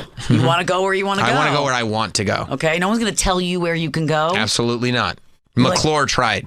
Right. My body, my choice. I said, I'm not going here. And he goes, you should go here. Be one of us. I said, I'm not going No, here. I don't feel comfortable. That's right. That's what I told him. Are you somebody who can only go to the bathroom at home? I prefer to use the restroom in my home. But if it's an emergency? I'll use the restroom wherever I need to use the Okay, restroom. just Thank you checking. very much. Didn't know what kind of guy you were. Sam doesn't like talking about his bowels. Sam gets very uncomfortable. I don't like to talk about my bowel Really? movements. No, that's not. It's not the type of Very shy. It's not the type of talk for public conversation. Well, it's me. Talk about it anywhere. No, I wouldn't. You're a lady. Yeah. Am I? You shouldn't talk about You're a that fun stuff. lady, that's what you are. Yeah, thanks. Sam thinks he's above it. I Yeah. am. And I am. I am. And do you think that your wife doesn't shit? Like she's never shit in her life? Not to my knowledge. Okay. You've never seen it? I don't know heard about it? that. And I think, and we had this conversation with I was talking to a lady on the phone about it last week, that most of the time, medically speaking, girls get most of it out through pee. Oh, right. And a lot of people don't know that. Okay. Nicole, can I ask you a question? Sure. Have you ever shit your pants as an adult? No, not as an adult. You think Never. You No. think she's lying? No. I find it hard to believe that. No adults. No, I can't. I have to find it. Like, I'm not a full dump, but like a shart. You've never sharted yourself? No, Matt has shit his pants fully. Well, Matt's a sloppy guy. Yeah. Well, you No. drink. That drinks alcohol probably induces that. I would say he's good for like once a year. Probably, right? Yeah. I did, when I was 7, I was in math class and I was afraid of my teacher. Did I tell you about this? so, I yeah. remember Yeah, Mary we Beth had that Sears? conversation, yeah. And I had to go and I was afraid of the teacher and finally I couldn't hold it anymore and I raised my hand. I was like, can I please go to the bathroom? And she was like, yeah. And I had waited too long and I stood up and I was like, I can't move or I'm going to start to pee. So I just started peeing and then I got nervous. So I sat down and splashed my pee all over my best friend. Oh my god. Yeah. No. That's a mess. So I think God was like, you know what, that's enough. You're never going to shit your pants as an adult. It was very, very mortifying. sweet of him. Yes. When we hung out with your husband, he had a couple cocktails and he showed up, half in the bag. Yeah. And he came across as very lovey-dovey and insecure. Yeah. And it was shit your pants energy. Oh, maybe You know he what I had. mean? Yeah. Maybe he had. We didn't Yeah. smell anything though. No, I don't think he had. I'm just saying it's the type of energy that one who may, not to say he was going to do it that day. Right. But to say that clearly this is a guy who does that. It's happened before in the past. Right. For sure. Right. Because when he gets intoxicated, he does these things where like, I don't think that that's the main time it's happened. maybe not. no. But when he does get intoxicated, he does these things where he tries to like lean in and have conversations with you that have less depth than he realizes. You know what I'm saying? Like he thinks that they're very deep conversations and they're really not. And they're repetitive. And they're repetitive and somewhat annoying. But he's a pretty smart guy. Yeah. So like he can tell that he's being placated. Yes. And then I'm kind of like smirking and nodding Yeah. at him. And then he gets butthurt and says, well, fine, I just thought we could finally have a moment, but I guess everything's a joke. Is that a quote? That's 100%. Oh, And he's that's done it. amazing. He's done it multiple times. love that when for he's been him. intoxicated. I love that for you. I just thought we could have, but I guess everything's a joke. Yep. I'm like, yeah, I guess, dude. Ask him how his sphincter muscle's doing because it doesn't work Not as great. well anymore. No. Not great. Constantly shitting his pants. That's what you were saying about the elasticity. Yeah, as you get older, it's not as elastic. He puts his fist up. I think those are lifestyle choices. Yeah, I I don't was think gonna that just say. happens It's for not a hard everybody. and fast rule. Yep. I'm trying to think like when you're like do a Kegel exercise, I guess you're kind of tightening there too. I'm trying to do I mean, I think there's ways. I think you can kind of Kegel your butt, can't you? I prefer not to discuss. Oh, I'm Oh, baby, when you're dun, dun, dun. That's pretty good. Been waiting all my life for that moment. You're always free to do an impression. Chris does a couple. Now try to do this. Now, California. My breast morning hamburgers. The Bennington Show, weekdays at noon East and anytime on the SiriusXM app. Get ready for house music with no limits. X for Sony Radio.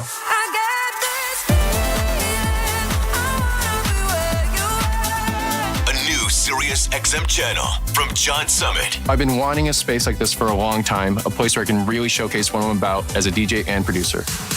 Can you feel it now? Hear it now. Channel 737 on most radios and always on the SiriusXM app. Hey, I'm Mike Slater. My dad passed away at the age of 63. He was in great health. Was out of nowhere, had a stroke. And super hard, obviously, for the whole family, but my dad had life insurance. So even after he passed away, he was still able to provide for my mom.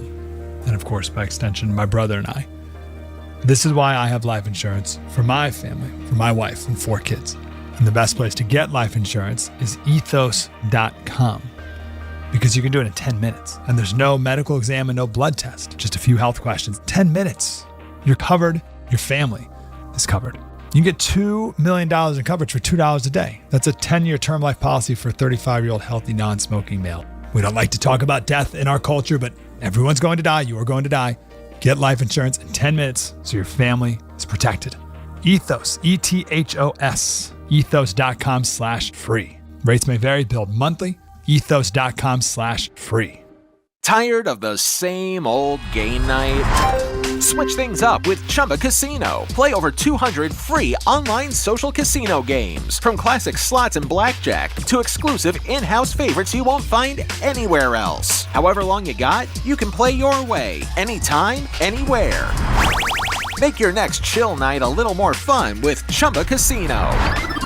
Only available in permitted states. No purchase necessary. See terms and conditions for details. VGW Group. Void where prohibited by law. 21+. Running a business means wearing multiple hats. So if you're like me, you probably started out using your personal phone, taking client calls and texts nonstop. As my business grew, I needed something smarter. That's when I switched to Quo, the #1 business phone system. Quo works right on your phone or computer. No carrying 2 phones, no clunky landline, just one easy app you can try for free. Your team can share one number and handle calls and texts together like a shared inbox. Any teammate can jump into the conversation, so customers get faster responses. And Quo's AI assistant summarizes your calls and responds to customers 24/7, so you never miss a lead or opportunity. All this starts at just $15 a month. That's basically 2 coffees. You can even keep your current business phone number. Find out why 90,000 businesses trust Quo.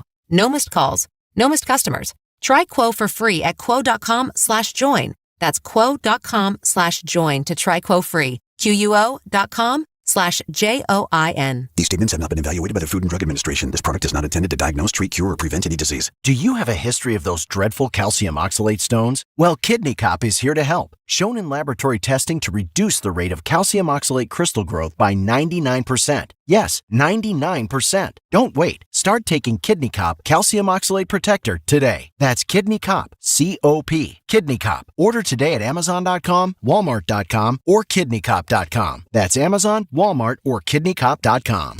Sirius XM, Channel 103. Faction Talk. Hey friends, Ted Danson here, and I want to let you know about my podcast. It's called Where Everybody Knows Your Name, with me, Ted Danson, and Woody Harrelson. Sometimes. Doing this podcast is a chance for me and my good bud Woody to reconnect after Cheers wrapped 30 years ago. Plus, we're introducing each other to the friends we've met like Jane Fonda, Conan O'Brien, Eric Andre, and trust me, it's always a great hang when Woody's there. Listen to Where Everybody Knows Your Name on the Sirius XM app or wherever you get your podcasts. Everything you got, light it up, cowboy. Go, go, go, go, go. All season long, IndyCar is on Fox. The green is out and racing is on. Alex Palou. Sensational. Ottawa Ward. Joseph Newgarden. Are you kidding me? And Indy's top drivers put it all on the line. Every race, all season long. He's going for it. Oh! Fox is the home for IndyCar. Welcome to the fastest racing on Earth. If watching TV has gotten way too complicated for you, then here's some good news. You can say goodbye to 1 million different subscriptions, wasting money and endless searching for something to watch. And say hello to Philo, a better way to TV. Philo's the only streaming service that keeps you in mind, making TV easy and affordable without sacrificing quality or the channels you love. With Philo, there's a package that's right for you. Whether you're looking for the best live TV on more than 70 channels, with a huge library of movies and shows, and an unlimited DVR, or you're looking to upgrade your experience with Philo's bundle, unlocking access to even more blockbuster films on top-rated shows on HBO Max Basic with ads, AMC Plus, and Discovery Plus. Whatever you choose, with Philo, you're getting great TV for an even better price. Find out more at philo.tv. That's PHILO.tv. Subscriptions auto-renew. Cancel anytime. See philo.tv for more.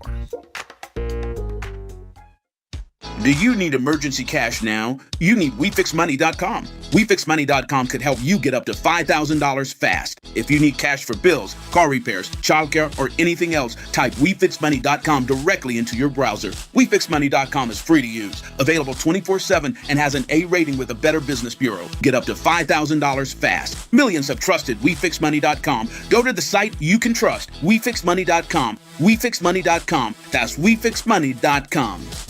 Looking for a little extra fun? Chumba Casino lets you play for free with daily login rewards and a cheeky little welcome bonus when you sign up. Explore hundreds of online social casino games and jump in whenever it works for you. No routines, no pressure, just entertainment on your terms. That's Chumba. Only available in permitted states. No purchase necessary. See terms and conditions for details. VGW Group. Void where prohibited by law. 21+. We planned our investments well for retirement, but I wish we had more cash. Don't they know they're sitting on a gold mine? Nope, they don't know that if you own a life insurance policy of $100,000 or more, you may be able to sell all or part of it to Coventry for cash, even a term policy. Don't lapse or surrender your policy before finding out what it's worth. Call Coventry Direct at 800-236-3400 or visit CoventryDirect.com to find out if you're sitting on a gold mine. That's 800-236-3400. Call now.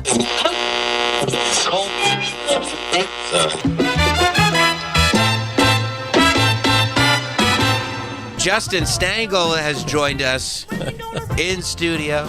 Justin Stengel, you got a show at the New York Comedy Festival. It's called How to Craft the Perfect TV Pitch. Yeah. This Wednesday, 7:30 p.m. at Rodney's.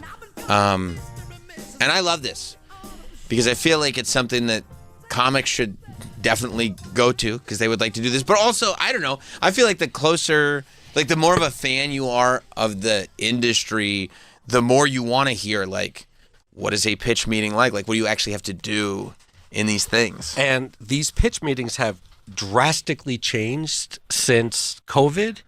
And also since the entire industry has imploded recently. Okay, good. I'm glad you brought that up early because at some point I would say, what is a TV show? Yeah, that is a weird thing. It's like originally for you kids out there, there were like 4 or 5 networks. Right. And they would put a television show on. It would be on once a week.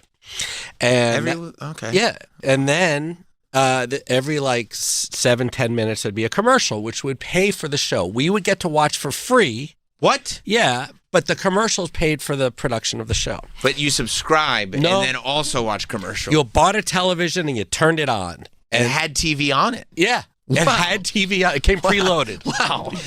And so you could just watch, the shows for free. And then streaming came out, right? Right. Where you now had to pay, and then they would put an entire season on at a time and you can binge. Right. Right? And then you waited but there were no commercials, so it was good. You're like, oh, I'll pay like $10 a month, whatever, and I get to watch an entire season. No commercials. And then you wait like 2 years for the next season to come out, right? And you forget everything. And you can have another good weekend. Yeah, exactly when you watch right. the whole One thing. weekend. Yes. And then the streamers, I guess, I don't know what happened with their little financial formula, but now they added commercials. On top, but to make up for the commercials, they made the subscriptions cost more. You're right. They raised the price. Right. Exactly right. Just to kind of help everybody make money. Right. So, and then they would also offer you get a free month. Perfect. Right? So you do that to sample and do whatever. So people then, I guess, waited for the entire run of the first season to come on. So then they would get the free month, binge everything. So the streamers then had shows come out once a week with commercials on streamers that you're paying for. So they reinvented what we all got for free. Right. But now we're paying. And they're we were literally just having this conversation that like ABC was one of those free networks you were talking about. Yes, that was one. Right. And now ABC is right now is not on the pay service YouTube TV. And everybody with YouTube TV is like, well, then I can't watch it. Right. Even though it's a free FCC regulated network. Exactly. But none of us know how to do that. How to do it. Yeah. And my theory, too, is that a lot of the television industry now, as much as we don't understand television anymore, they also don't understand the business anymore. No, there's no business. It's sort of like, Dungeons and Dragons, where you roll the dice and based on that, then they make a decision. It's a lot of that. It's a lot of just kind of like, we're going to do some spy show. Or we're going to do, but there seems to be no comedy. Very few comedy shows are picked up now. Right. The Bear is considered a comedy. Bear, I enjoy the show a lot. I wouldn't say it's a comedy. their funny part, but there's not a lot of comedies. So here I am telling you how to create a pitch for a TV show, and the world I come from is the world of comedy. So you're going to learn a lot about how I guess you used to be. No, but it's very nutty now. Yeah, because you're still going in, because you and your brother obviously spent a very long time as head writers and executive producers and all this stuff on the David Letterman show. Yeah. And then after Letterman, you were kind of in this world where now it's like you had gone from, like, you had worked before Letterman, obviously. You don't just get that gig. But, like, the difference between, like, okay, you had built this reputation, and then you ride this wave of, like, we're the guys behind Letterman. Right. Which is, I still feel like the sort of pinnacle late night. Not only for, like, I hold Letterman in such high regard. I would say it's the same thing about Conan. I don't think anybody else could have taken over that late shift like Conan did. But Conan never got the opportunity to really go into, the 11:30 time slot. Right. Whereas I think Letterman's ability to still maintain his foundation but evolve his show into a more mature, not only because Dave's getting older, but because it's on at 11:30, which means the audience is an adult audience. I don't know that anybody else could have done that and still maintained the sort of individual, like, when you're watching a Letterman show. I agree. And it's like, you in late night now, I mean, late night is a mess, but it's crazy. But Dave, like, comedy-wise, Dave always wanted, like, a balance. So if you make a joke about a Republican, you're making a joke about a Democrat. And that was comedy. So if Dave had... And he was, like, conscious of that. Like, looking like, we just made this joke over here, so let's try to have something there. There were times... Dude, there were like 2 times. Once George W. Bush choked on a pretzel and fell and banged his head and got a black eye. Which, by the way, Danielle, who is a young person, these are the quaint times that we talk about. Yeah. That was like that was a week. That was the story of the week. Yeah. Bush, the president that choked on a pretzel. That was like, every joke was about it. Yep. Every news story. You had maybe even more than a week of material. Because it's the most ridiculous thing to happen to the most powerful person in the world. It's the rare combination. And then the other one was when the vice president, Dick Cheney, again, still the same era, got drunk, went duck hunting, and shot his friend. That was the best. That was the best. It was the greatest day ever. Like, there was, like, within the first 10 minutes of going into work, we had that day's show written. Done. We had so much. The problem, honestly, for both those occasions was, well, what's the balance? Like, okay, we have the vice president shot a guy. The Democrats haven't done anything. Right. Like, especially nothing in comparison. But it was almost this thing, too, where you could make joke after joke after joke after joke about Dick Cheney shooting his friend, and there was nothing political about it. Nothing political. It was just because the joke was that the most powerful man in the world did this absurd thing. Yeah. And that there's nothing political about that premise. Nothing at all. But now everything is like, I watch what they're doing and I see what's happening, and I get like nervous because I just think, like, I don't know what I would do here, because it's everything now is very political, and you are catering to that audience. You know what I mean? It's like, you don't watch the news to be informed. You watch the news to hear it from the point of view that you believe in. Right. And the late night shows are the same. God bless them, and I think they all do a great job in an impossible situation. Yeah. Impossible. Yeah. So Dave always wanted things balanced. But if Dave or if a guest, or if they had an opinion, that's separate from the comedy. You know what I mean? Mm-hmm. So the comedy had to kind of be up the middle. And when Eric and I, left that show, we learned a lot from Dave. We learned everything from Dave. And everything is about plausibility and I mean, like right now we try to be funny and pitch funny shows and funny and realistic and this and that. And the world is just kind of bleak and ugly. So it just gets tougher and tougher. And so like Eric and I are churning it out and we've been pitching shows for a long time. So after Letterman, we did a bunch of shows with still in the comedy variety world, but then we were pitching scripted shows. And this is all pre-COVID.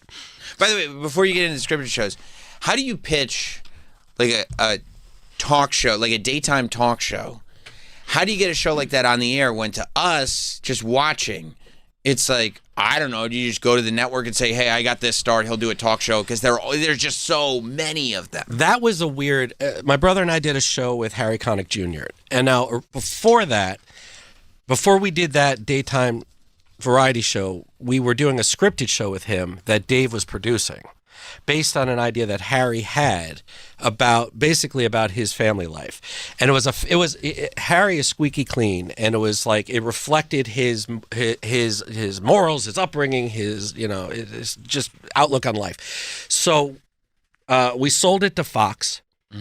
Dave was producing it, and we're writing the crap out of it, and we got various notes from Fox, and they would be like, it's too family, it's too much of a family show. And we're like, but you bought a family show. The premise. Yes, it's in the title. It was literally untitled Harry Connick Jr. Family Show. It was like the last 2 words in the title.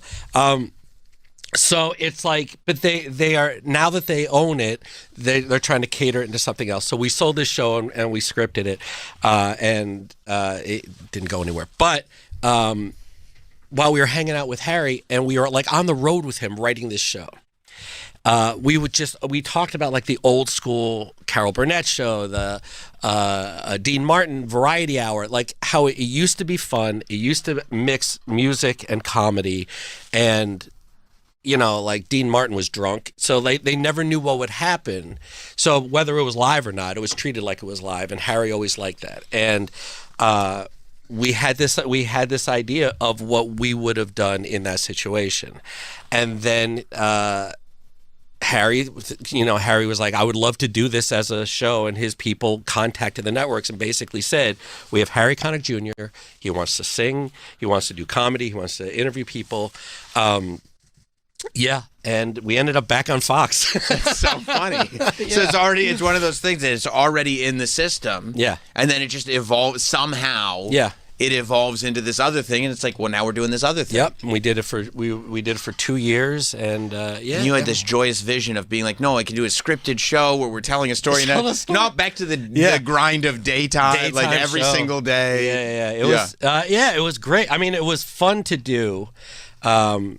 And you go to rehearsal, and it's just like any other show I've worked on, except Harry's there at his piano with his whole band there, and they're just sort of improvising. So while you're trying to put a show together, you're getting a concert right here. It's and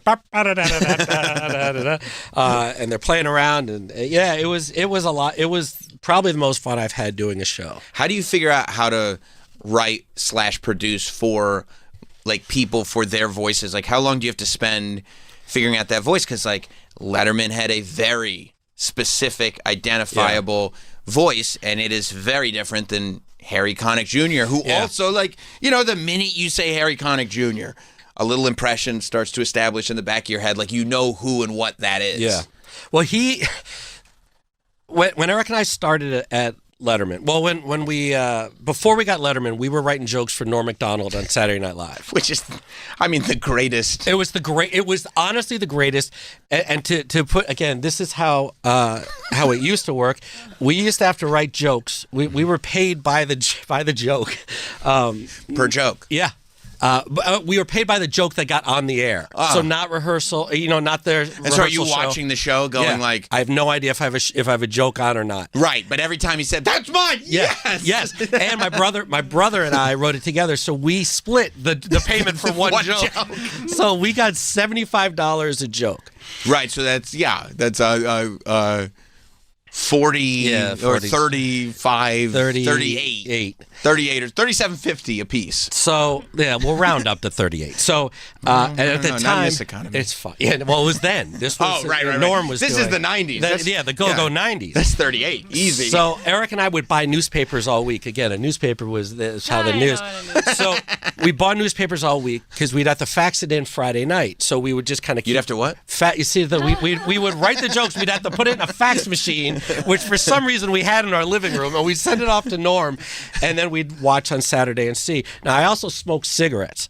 Nice. So the amount, man, that's cool. I was cool. I didn't know you were a cool dude. I was a cool dude back then, wow. man. I had a leather jacket and I smoked cigarettes. That's awesome. Yeah, You man. just thought he was funny. Yeah, I didn't know he was a cool. No, funny dude. I got more going on than that. And we, so my half of the $75 did not cover my cigarettes or my half of the newspapers. So I was losing money. You didn't have a newspaper slush fund. Yeah, I know. A lot of these young people do these days.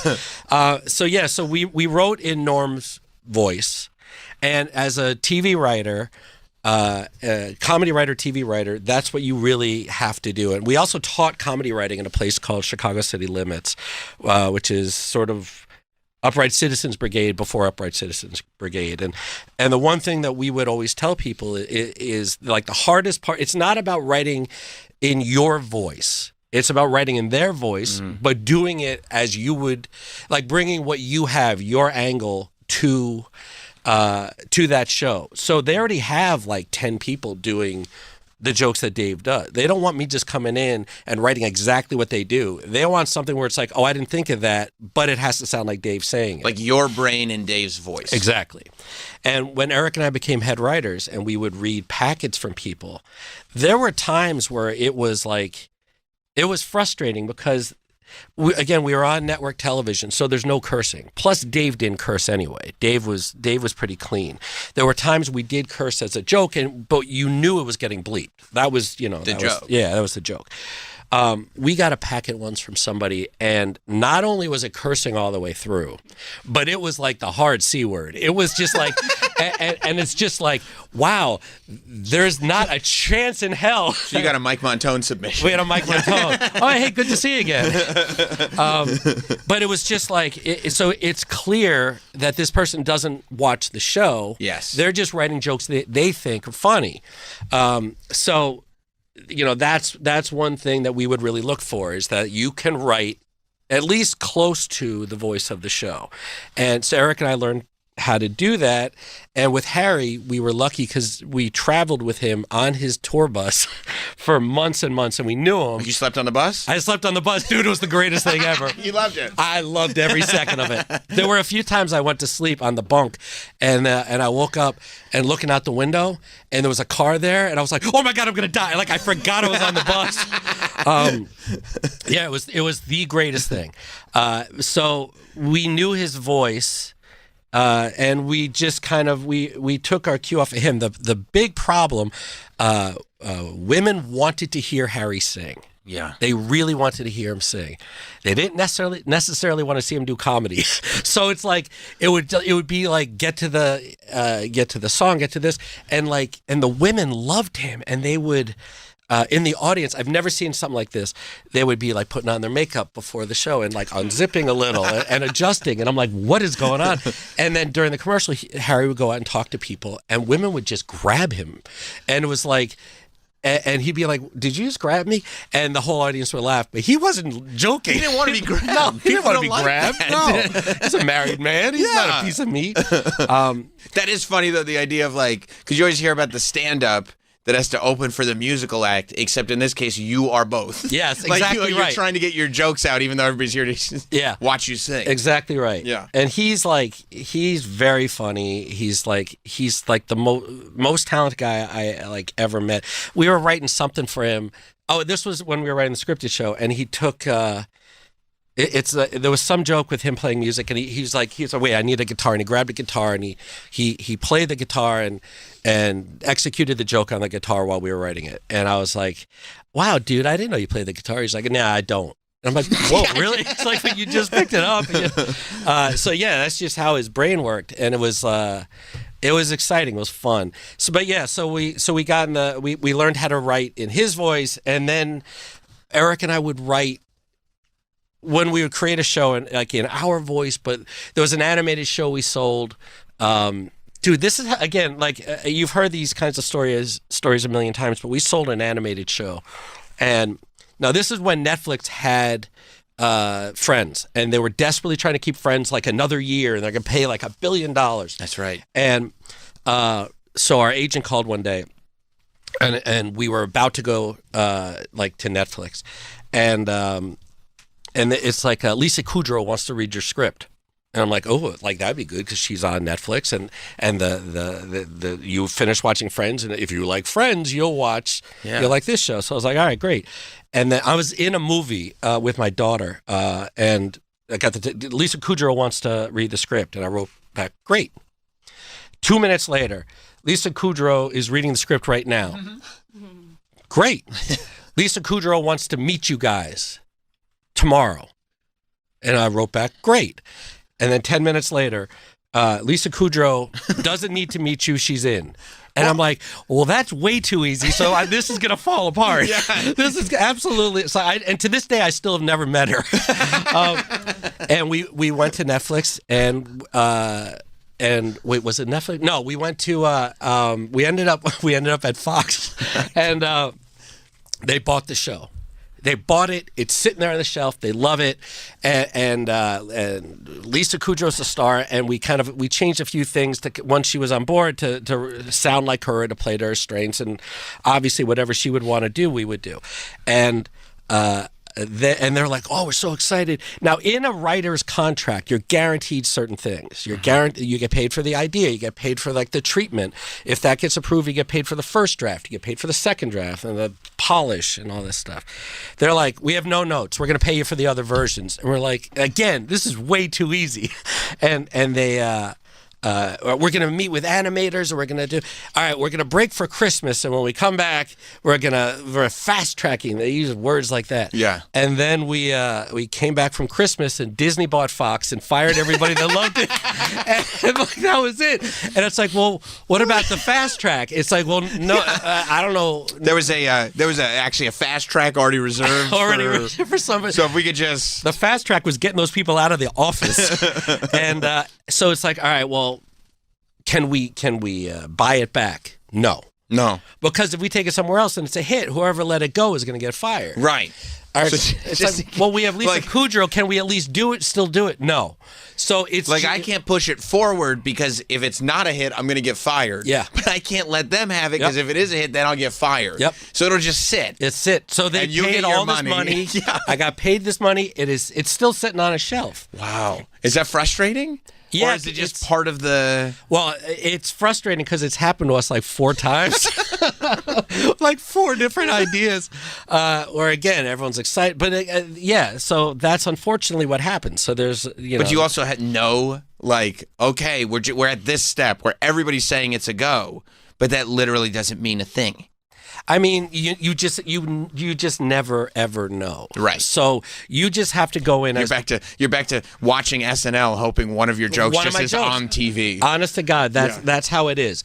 And so everything we've done has been anything that's in our control. We try to make sure it's as good as possible. So again, you pitch, you go into a room, you pitch. Right before COVID, we went out. We had an idea. We had a comedy idea, a single camera scripted show, and somehow Ron Howard wanted to produce it and direct it. First time he had done something like that since Arrested Development. And again, it's like, well, then it's not going to happen. It's too good. Right. And so it's like, he loved it. We worked on it. Now, while you're working on it for a year and you're going through notes and developing it, you're not getting paid. You get paid when you sell it. So we're working on it. We're making sure it's as good as can be. When you pitch, they fly you out. So they fly us out. You're in a hotel for the night. The next day, you're going out and you're pitching all the places. Now, nobody gives a shit about me, just so you know. Oh. They care about Ron Howard. Oh. So it's like when I would go into these meetings, they loved Harry Connick Jr. And then Harry would be, all right, I'm going to throw it to the Stengels and they're going to tell you about this. And their eyes never left Harry They just stayed looking at Harry, and it's like, all right. Which is great because it's like, you want to think in a room like that it's like the idea of like, oh, that guy's famous. It's like, they've seen it all. They work in the industry. Who cares if they're famous? They're the most impressed by famous people. Yeah, it's like, holy crap. There's Ron Howard who directed. He's an Oscar winner. He's right there. Now, as we are pitching this show, which was funny, it was a good show. One of the people, like, again, one person was just sitting there, head in hand, just looking completely bored, just like drifted off. Right. And it's like, if they're doing that with Ron Howard, they really don't give a shit about me. Yeah. Like, this is not good. And so it's like, we pitched to like 3 places. The pitches were good. And then the next day, COVID closed everything down for perfect That's timing. what you want. Yeah. So it was hard enough being in the room. It was hard enough keeping their attention, right? It's hard enough basically just dancing in front of them to sell this idea.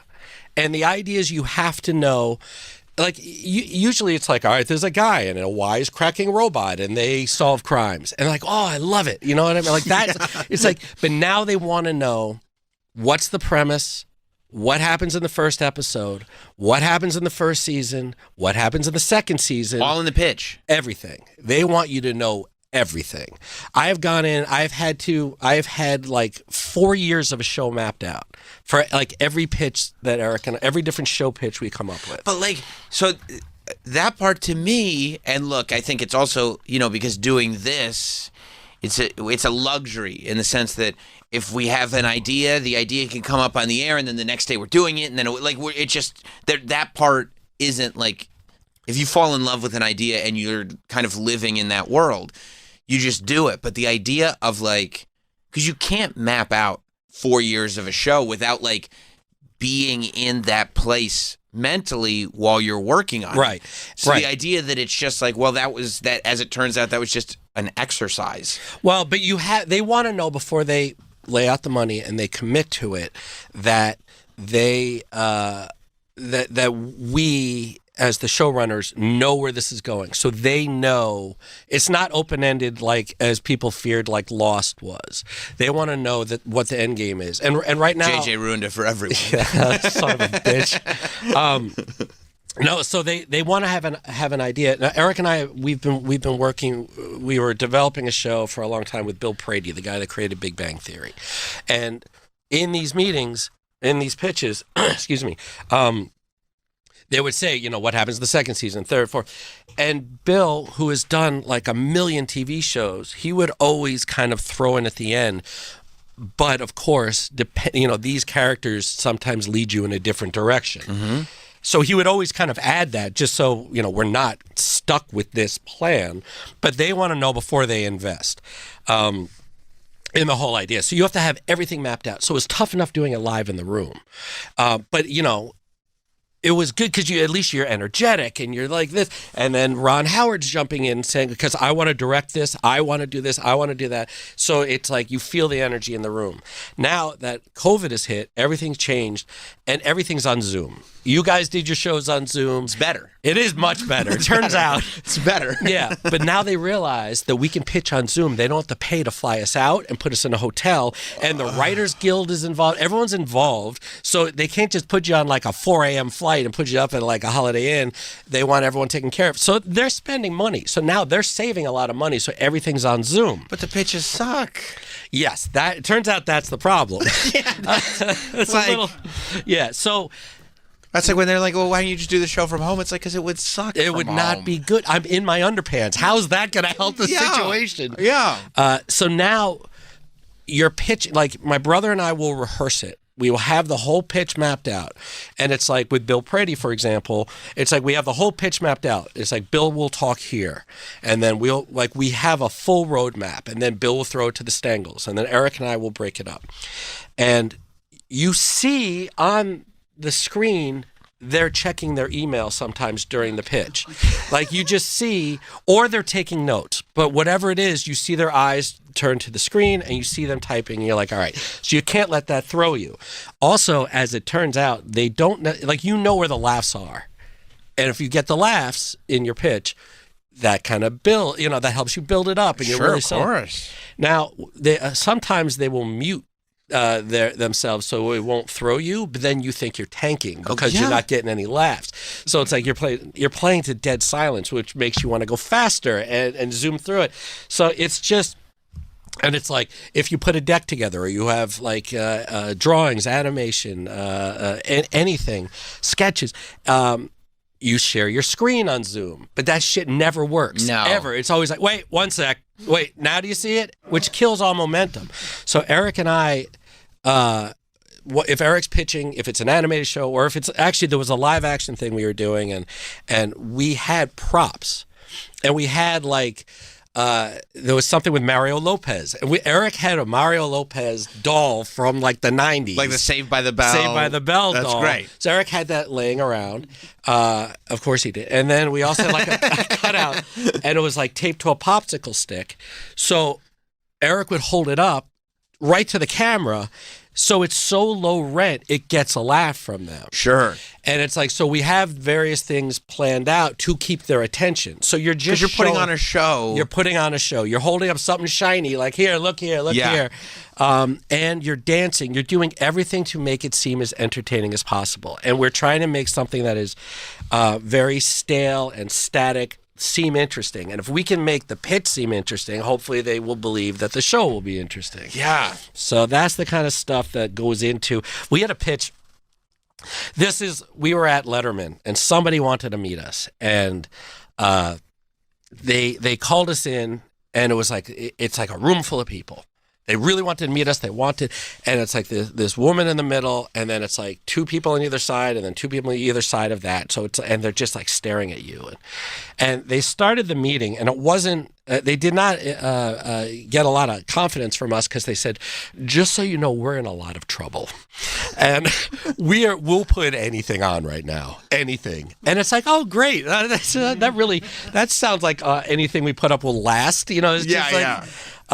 So it's like, we'd love to hear whatever ideas you had. So, Eric, we just had it was a general meeting, a general discussion meeting. And one person at the end says, let me ask you guys, how long have you guys been together? And I'm like, well, we've been at Letterman for like, I guess it was like 15 years at the time. And before that we were, working on this thing and this thing. And like, no, how long have you been a couple? And the Stangles. Yeah, the Stangles. Famous lovers. Yeah. So the woman in the middle yelled, "They're brothers, they're not lovers." And it's like, all right, this meeting, we got to go. Thank you very much. It was a pleasure meeting everybody.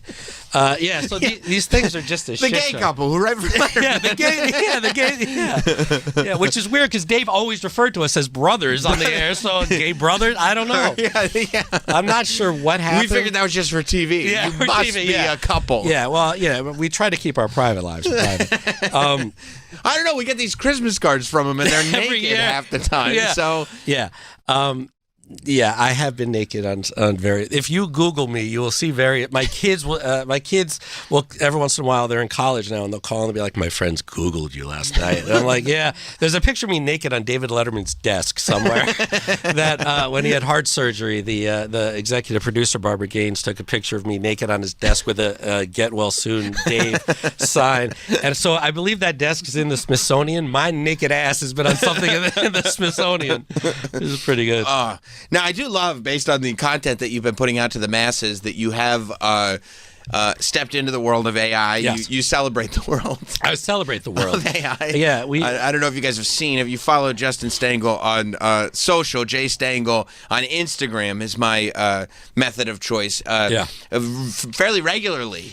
There will be videos, different situations. Could be a grocery store. Yeah, I was in a grocery. Could be any place. And in the woods. Well, yeah, in the woods, a giant gorilla comes in and brutally attacks Justin. Yes. So we have this amazing technology. In a second, it'll like write a book, or it can do like whatever this AI can do. People are using it. The only thing I do is to have it animate a video of a gorilla hitting me in the nuts. That's it. over and over. I had a few robots also come in, and a robot will beat me up. There was one, I asked the AI to imagine me on the toilet. And then after a minute, the gorilla comes in. Yeah, that's one of them on the screen. The robot comes in and beats me up. And it was really funny, right? It was really good. And then it might have been Eric, my brother / lover, who noticed. He's like, "Did it animate your genitals?" And we zoomed in, and I was like, "Well, we can't do that." and I asked it, "Can you do it without showing my genitals?" And then the robot wasn't as funny. Like the robot seemed to react more to me. So yeah, that's the only thing I do is just to have myself get hit in the sack with by a gorilla. Or a robot. Or a robot. It could be. So you don't. As somebody who's in the creative field, you don't worry about the AI overlords coming in, or you do worry? I completely worry about it, and that's why I write each one of those things myself. I'm still writing it. No, it's terrible. I mean, if I write a TV show idea, a guy and his wisecracking robot solve crimes, okay, and I pitch it to NBC or Hulu, and they buy it, I own part of it. Right. So if I get fired, whatever, I still own part of it. So I'll get paid where it airs anywhere in the country. If they do spin-offs, you own a percentage. So now they can go to AI and be like, give me 20 ideas for a cop show. All right, there's a guy and a monkey and they solve crimes. There's a guy and a wisecracking robot. There's a guy and this and that. They can circle like 5 of those, hire me for like 2 weeks to develop those. They maintain ownership. But it's not your idea. It was the AI's, so they would have the ownership of it. You get paid for your 2 weeks. Right, that's it. I'm a hired hand. That's what they're trying to do with everything. So it's really... And are like unions starting to like figure out like, okay, we have to figure out how to work around these rules and create new stuff, and then... Well, we went on strike 2 years ago, and it didn't really seem to help. But no, I'm sure it did, because like whatever rules they have set up, I mean, like. But that was for like because everybody wasn't prepared for streaming and everything. Well, no, that was the previous strike. The other strike. That was the other strike. This one was specifically about AI, and I was like, this is so stupid. Like, I don't even know what this AI crap they're talking about. And sure enough, they were right. It's like 2 seconds later, this stupid little app is doing everything I can do in a second. Right, and much better, by the way. But yeah, you are writing those videos. I am. I write. Justin is walking around a supermarket shopping. Gorilla bursts in, hits him in the nuts. Chaos. Chaos ensues. Yeah. Chaos seems to help the AI come up with the gorilla's reaction. So it's AI is awful, but it's like you look at like what shows are you watching? I'm watching The Chair Company. I watched The Chair Company. Yeah. I love that show. Love The Chair Company. Love The Chair Company. There's no way it's AI... a whodunit. It is a whodunit. There's no way an AI could come up with that. You know what I mean? No, even if you said write it in the style of Tim Robinson. Because even like I'm watching Chair Company with my wife, and she's like... for the first time, I can actually watch this with you because all the other Tim Robinson stuff, whether it's I Think You Should Leave or the Friendship movie or whatever, she's like, I can't get through it because it's just so heavy cringe with very minimal plot. Yes. Yes, exactly. Whereas right. this one, there is so much actual, as silly as it is, there's real it's balanced. Story. Yeah, there's an actual story, an actual mystery. It is I expected it was going to be stupid. I thought it would be more one-dimensional, like Detroiters, which I love. But it was like each episode was very simple, and then they just explored it with jokes. Right. I thought it was going to be like that. I thought this would be just like that, and it's not. It's dense, and I'm loving it because it's not what I expected. Same. But AI, I don't think could do that. No, I don't think so either. No. By the way, did you? Speaking of, looping it all together. Yeah. Jim Downey's in Chair Company. Yes. Did you work with him at all when you were working with Norm, or were you just submitting from home, really? We were submitting from home. We had a friend of ours who he was doing it for Norm, and then he got hired for Letterman, of all places. So they asked our friend Rodney, do you know anybody? And Rodney said, yeah, I know these brothers. And so they asked us to do it. So we would literally just write pages of jokes and fax it into Norm, watch the show. It was weird because after a few months, we got nothing on. And we didn't care. I mean, because they had 2 writers there that just wrote with Norm. And the one part of me, the one little voice in my head is like, maybe we're sending it to the wrong fax number. Just some random fax machine is getting all these Norm jokes. Yeah, there's some old lady who was like, why are you? And so we sent an email. It's like, if you hate our jokes, that's fine. I honestly don't care. I just want to make sure you're getting them. And we got back an email that was like, oh, we're getting them. And I was like, oh, okay, well, then they hate our jokes. But no. Good to know, but also that hurts. Yeah, it hurts. Yeah, it's a different hurt, though. Yeah, it's a more long-term, I've made huge mistakes. Right. I'm not foolish. I'm just untalented. Untalented. Good. I know how to use a fax machine. But it turns out we had gotten other ones to rehearsal or to other things. It just didn't get on the air. And then that weekend we got our first one on the air, which was kind of crazy. And then one day we got a call that Norm wants to see you guys. And I was like, oh my God, this is huge. This is like the biggest moment of our lives. And we went down on a Friday night, and they had us wait. Norm was in rehearsal, and they had us waiting for a while, and then they brought us into Norm's office. And Norm's office looked lived in. And I know, they're famous for their crazy hours there and their sleep, but it looked lived in. like the guy never leaves. And his phone was broken, like snapped in half, the handpiece. So you'd have to hold the mouthpiece and the earpiece like separately. So I don't know what happened in there. And as we walk in to the meeting, and we're both nervous, he goes, "Stangly dangly," and we're like, "Oh, hey, Norm, how are you? Hey, sit down, come sit down." And he was just like the greatest guy. And Frank Sebastiano, who is one of his writers, Frank says, "Can I ask you guys a question?" And Norm goes, "No, don't." And so clearly they have had some sort of discussion about who the Stangles are, brothers, lovers, whatever we are. And I said, "No, you can ask." "What?" And Frank says, "You guys are brothers, right?" And I said, "Yeah." And he goes, "So if your brothers, do you guys fuck each other in the ass?"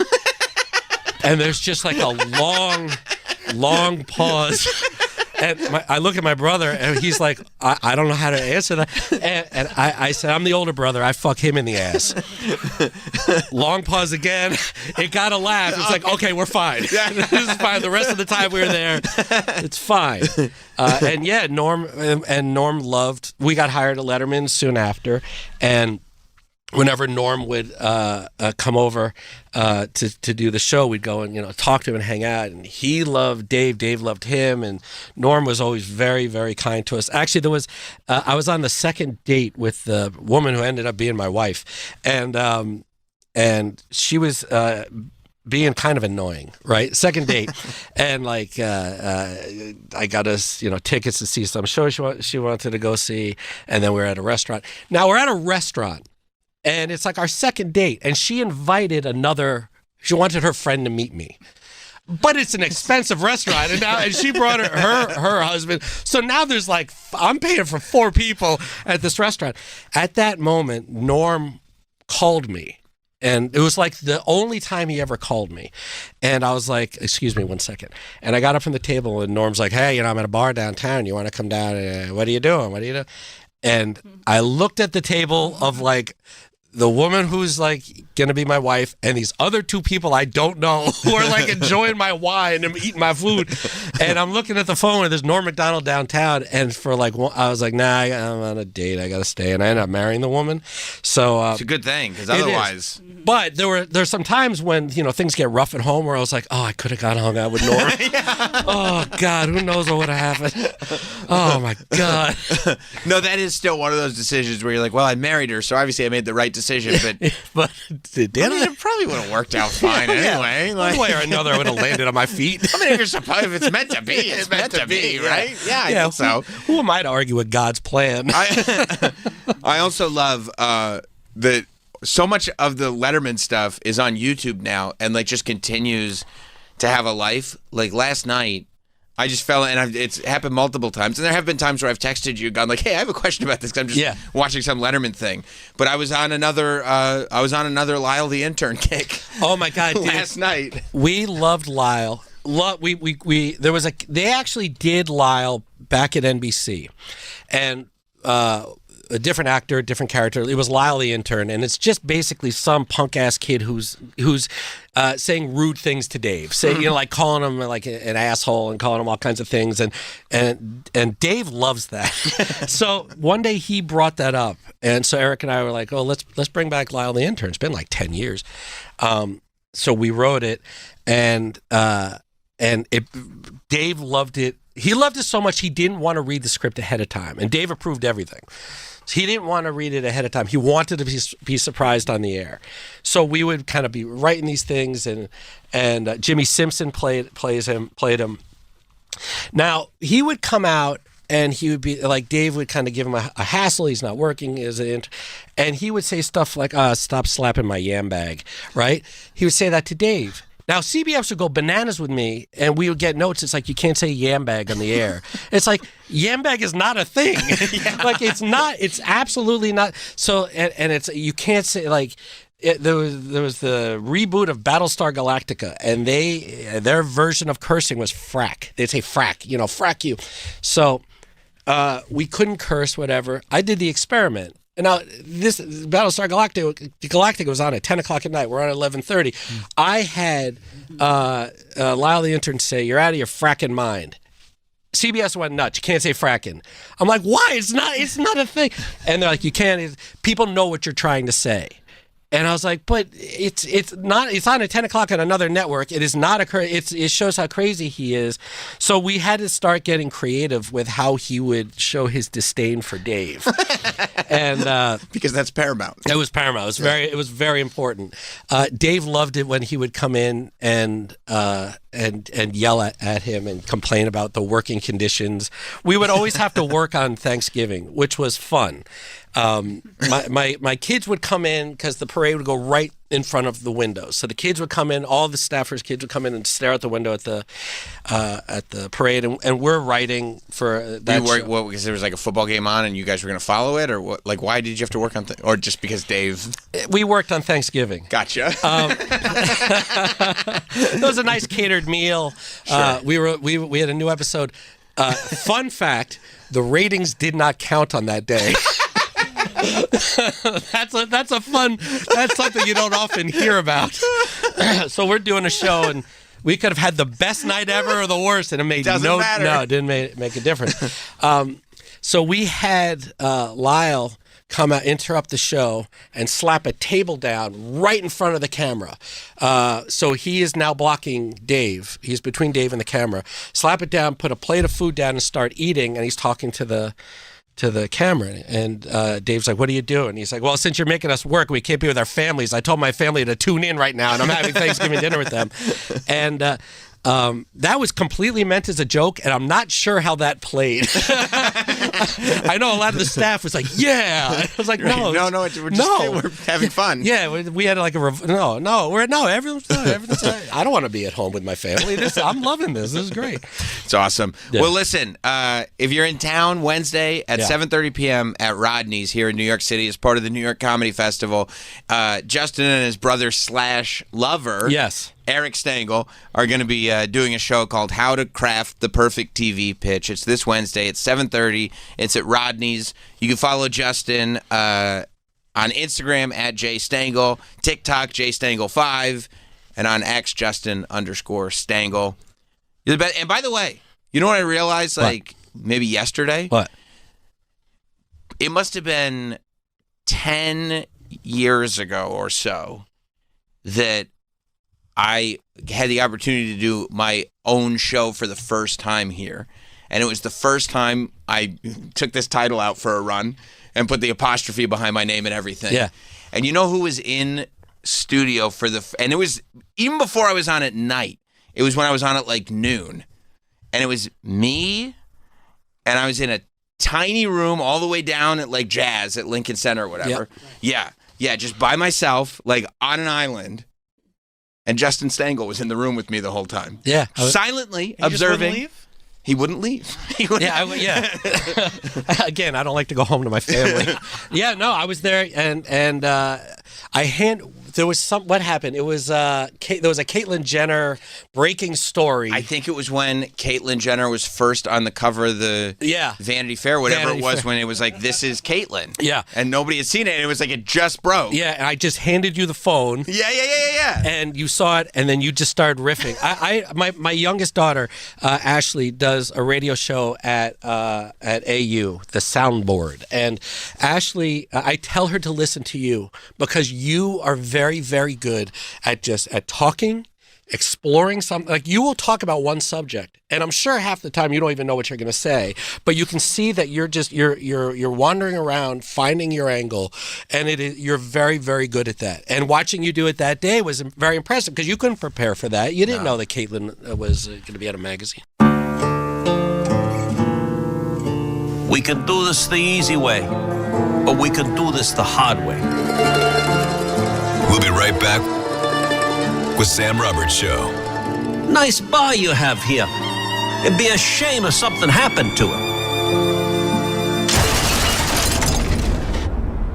The Bonfire with Big J. Okerson and Robert Kelly. I can rollerblade. I can ice skate. I can You ice skate, can't. so I can roller. I can rollerblade. Where's the evidence?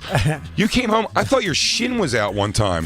I had to put your shin back in your shin. I actually knew how to fall. But that's not a thing. Yeah, it is. You have No, to she fall knows how on to your fall. butt. So she can fall like 30 times, and she's great at it. I'm fantastic at falling. You know what I'm not good at? Skating. The Bonfire. Weeknights at 5 p.m. Eastern on Faction Talk or anytime on the SiriusXM app. I'm Lauren Daigle. Music is everything to me.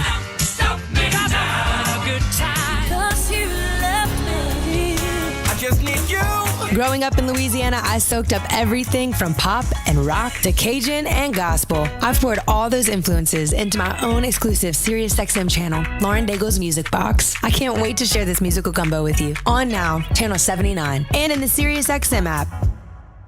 My name is Christine, and I'm a widow. My husband Ryan died. He was a healthy 34-year-old, and 3 months later, he was gone. Thankfully, he had the foresight to get life insurance. Because we had the 2 small children, he decided it was important to get it to make sure that we would have enough in case anything ever happened. The bills were covered, the mortgage was paid, so I could focus on my kids. With Ethos, getting life insurance is fast, affordable, and 100% online. You can get a quote in seconds, apply in minutes, and get same-day coverage. No medical exam, and you can get up to $3 million worth of coverage. We truly don't know how much time we have. Life insurance didn't take away the loss, but it did give us the time and the space we needed to just grieve.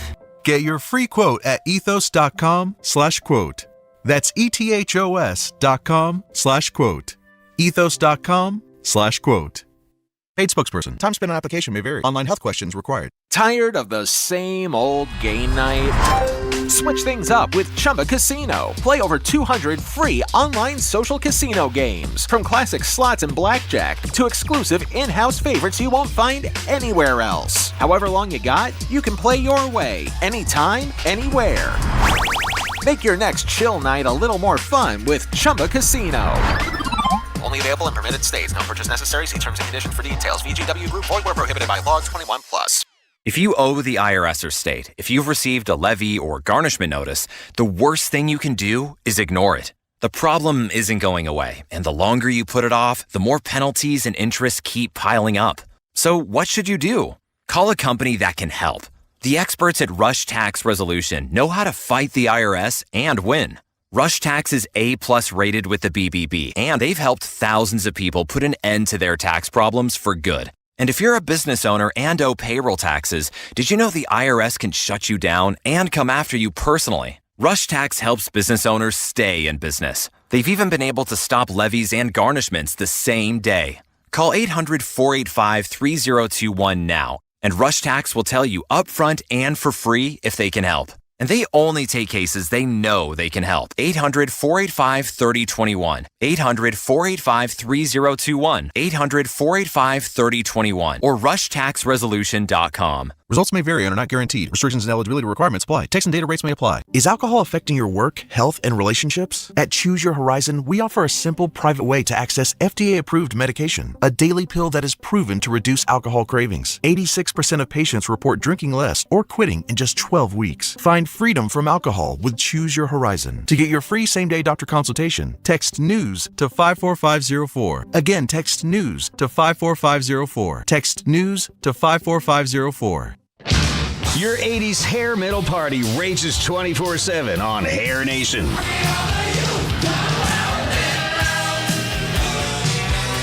From the Sunset Strip to the New Jersey Shore. Join Hair Nation, Channel 39, and at home with the SiriusXM app on your phone, computer, Alexa, TV, or other internet-connected devices.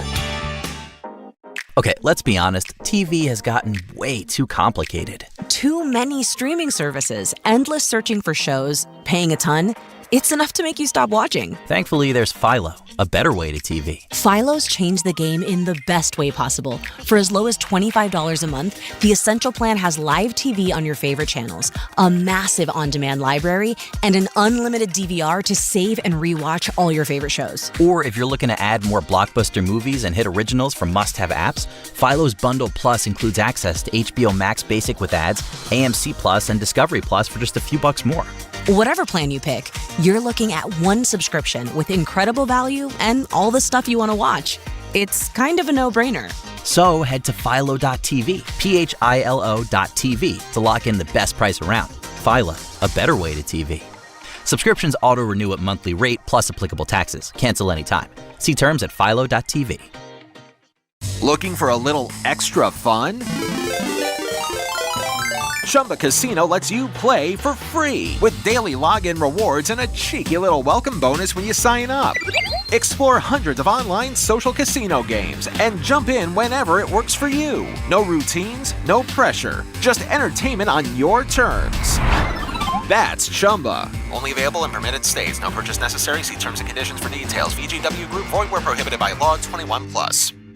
When emergencies happen, cell service is often the first thing to fail. Towers overload, signals drop, and suddenly you can't reach the people who matter most. That's not just frustrating, it can be dangerous.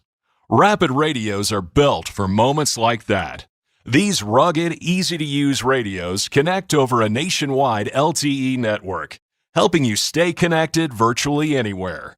With no contracts, no monthly fees, and no complicated setup.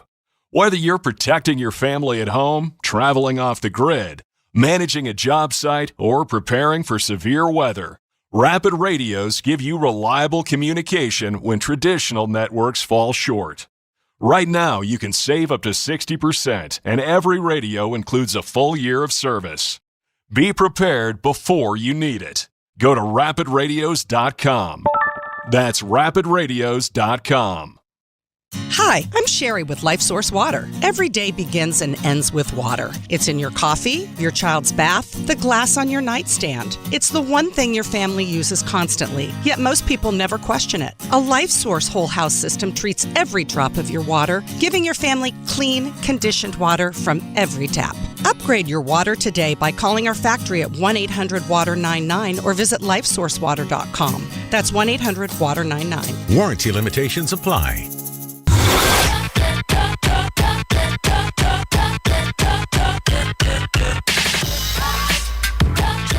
We're back with Sam Roberts Show. It was a good week off. Thanksgiving was wonderful. Spent it with the family, you know. I mean, it's the exact... I've had the exact same Thanksgiving every year for... I mean, my entire life. It literally... Nothing changes, but that's the way we do things. It's still, you know, my mother cooking the exact same meal. Just more people. More small people show up. That's all that ends up happening. That's the only thing that ends up changing. But that's the way that it should be. Still wake up in the morning. watched the Macy's Thanksgiving Day Parade, which I was excited about it this year. I thought I liked the guests. I liked the performers. First of all, you should have seen my wife's face when she found out that Perfidia Beverly Hills was a singer. I don't know if you guys saw Perfidia performing. No. Yeah. I missed it. Yeah, Perfidia was she's a singer. She's got a recording career. Really? Tiana Taylor? Yeah. Yeah, she's a songstress. She's a singer actress. She's a performer. She has albums. She sings. She sang about the revolution? Yeah. She's on top of one of these floats singing the hit song, This Pussy Don't Pop For You. Stephen J. Lockjaw must have been so you're mad. furious. You should have seen his half face. You know, after the shotgun incident, his half face, just that one side of his mouth that still works, was just snarling. Oh, you stormed out of the room. Stormed out of the room. Meanwhile, there's some guy in a bathrobe down, right in front of Macy's yelling, Viva la Revolucion. Thank you, Sensei. Thank you, Sensei. You bad hombre. Yeah, I mean, and it really is funny. Huh. Because, I'm watching Tiana Taylor perform at the Macy's Thanksgiving Day Parade, going, why is she acting like we don't all know she's Perfidia Beverly Hills at this point? Because I think the same way you reacted, same way my wife reacted, is the same way, what are you talking about? Why is Tiana Taylor singing? No idea. Right. And it's like, well, that's what she's done that before. You say so. She hasn't just led the French 75, the revolution. So she's like Jennifer Lopez? Faux kids. Wow. You got to take all their badass to showbiz. Yeah. Yeah. I thought it was just Busta Rhymes and Shaggy. Wow. It was really funny. Shaggy shows up, and I was really happy to see Shaggy. Now, I felt like there was a little bit of editing with the lyric. First of all, the little guy that he used to have with him that did the singing part, you know what I mean? After Boombastic, he would have that, it wasn't me. The hook was that little guy was doing the singing. Joe C? No, that's Casey. That's Kid Rock's little guy. Oh. Rest in peace to Joe C. Shaggy's got a different guy that sings with him now. But they had to edit out the part where he says because they did do at the Macy's Thanksgiving Day Parade, the family event of the year, the infidelity anthem of a lifetime, which is It Wasn't Me. It's a weird choice. Because I'm watching it. It's a classic. Well, it is. Well, that's the thing, right? It's a classic, and Shaggy comes out, and then It Wasn't Me comes on, and my wife's like, "Why are they doing this song?" And I was like, "What's a medley?" And my son goes, "What's a medley?" And I go, yeah. And I go, well, a medley is when they mash up all of the hit songs all together for one thing. I was like, which in Shaggy's case would be 3. And it was indeed 3. What's the third one? The third one was even a stretch. It was Mr. Boombastic. Mr. Boombastic. Wasn't me. And then that Shorty, you're my angel, you're my darling. Yeah. Except they even that one, you can't.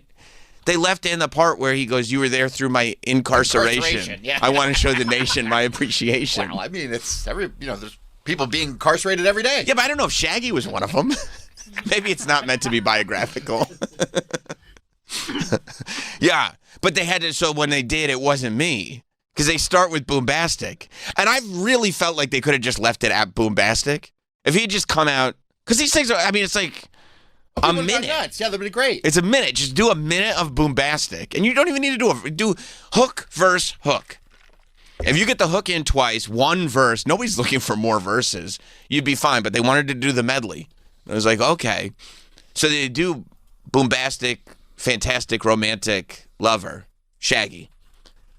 And then they go into It Wasn't Me. And they have to do the hook. And it was they just totally skipped the part where they're talking about, picture this, we were both buck naked banging on the bathroom floor. Which is, it kind of, it skews the narrative is the only thing. That's the essence of the song. It is the essence of the song. It was I think it was something like, Shorty came in and she. I don't even think they could have said freaking with the girl next door. They couldn't say freaking with the girl next door. Not on the Macy's. I mean, we're waiting for Santa to show up, for God's sake. And we're talking about freaking with the girl next door? Every line in that song is about how you should commit infidelity and lie about it. Yeah. That's the whole song. There's no part of that song, not one word in that song is not about that. All right, let me see. Here's the lyrics. To the original. To the original. Okay. Honey came in and she caught me red-handed. Right. Creeping with the girl next door. It was creeping, not freaking. Okay. But they were freaking, I think. So that's okay. I do think they say freaking later on, don't they? I feel like they say like it's a freaking at one point. And you could probably get away with that because people don't remember, because creeping was such a slang, like that's not slang anymore. Right. That's not what that means anymore. So I creep. Yeah. Yeah, but that's Keep it on the down low. That's also about committing infidelity. Yeah, but we don't know that. We don't know that. Picture this, we were both butt naked. Except That's hard. You can't do that one. You can't do that. Also, creeping with the girl next door, I feel like, is even worse now. In the modern context, it feels like some Weinstein stuff, you know? You find? I do find. You think there's a power dynamic? Well, if you're creeping, yeah, I do think that Yeah, but if you and her are creeping together amongst each other. Yeah, like. Could you read the lyric again to me, please, so I can contextualize it properly? Honey came in, right, and she caught me red-handed, creeping with the girl next door. Okay, you guys were creeping together. You were creeping alongside. The two of you were together. Yeah. Okay, so there's not a power dynamic there. I think that's. But it's mean to the honey. The honey can't be thrilled. No. Yeah, but we don't know this. We don't know the backstory. But at least it's creeping with, not creeping on. Yeah. That's a huge difference. That's a George McFly thing. Right. You don't want. That's wrong. That's wrong. Creeping on the girl next door. It's like, woof. That's bad. Because now it's like, then she called the police. Yeah. And he got me too'd. Right. That's right. That's right. And he was canceled, and I can't even believe he's at the Macy's Thanksgiving Day Parade. I thought this was over. But at Creeping With, It was like, look, it wasn't the best thing. But it sounded consensual. It was two consenting parties. Unfortunately, Honey was not one of the consenting parties. Honey was furious. I assume she's upset. I would think furious. Okay, go on. Picture this. All right, I am. We were both butt naked. Oof. Banging on the bathroom floor. Now, I don't know if that's making it through the censors. They cut the whole thing out. That whole thing was cut out. Okay, what's the next part? Okay. The next part. I believe it's how could I forget I'd given her an extra key. That's it. Right. Yeah. And all this time she was standing there, she never took her eyes off me. That sounds lovely. No, because she's watching him bang on the bathroom floor. But I guess but if they take that out. But then she's still watching him creep with the girl next door. Yeah, we don't know what they're doing. Maybe just listening. Maybe just listening to the TLC hit. Maybe they're just like maybe the Radiohead version. Oh, just creep. Just a couple of depressed, self-loathing people. And Shaggy's like, hey, since they're not going to play it, right. I'll play it. I'll play it with the girl next door. No, we're just both very lonely and depressed. I forgot that I'd given Honey an extra key. It was a weird medley. Yeah. Like Bombastic was fun, and then Creeping with the Girl Next Door. Is this it, Mike? Can we kind of hear how they edited the song on the Macy's Parade? Yeah, there weren't a whole lot of clips of that. Apparently, a lot of people didn't give much of a shit about Shaggy. Interesting. That's odd. That's honestly shocking. Yeah, tough blow for the Marine Corps. One of our brothers. I'm sorry to hear that. Okay, this is like taped off TV though. Boosted a little.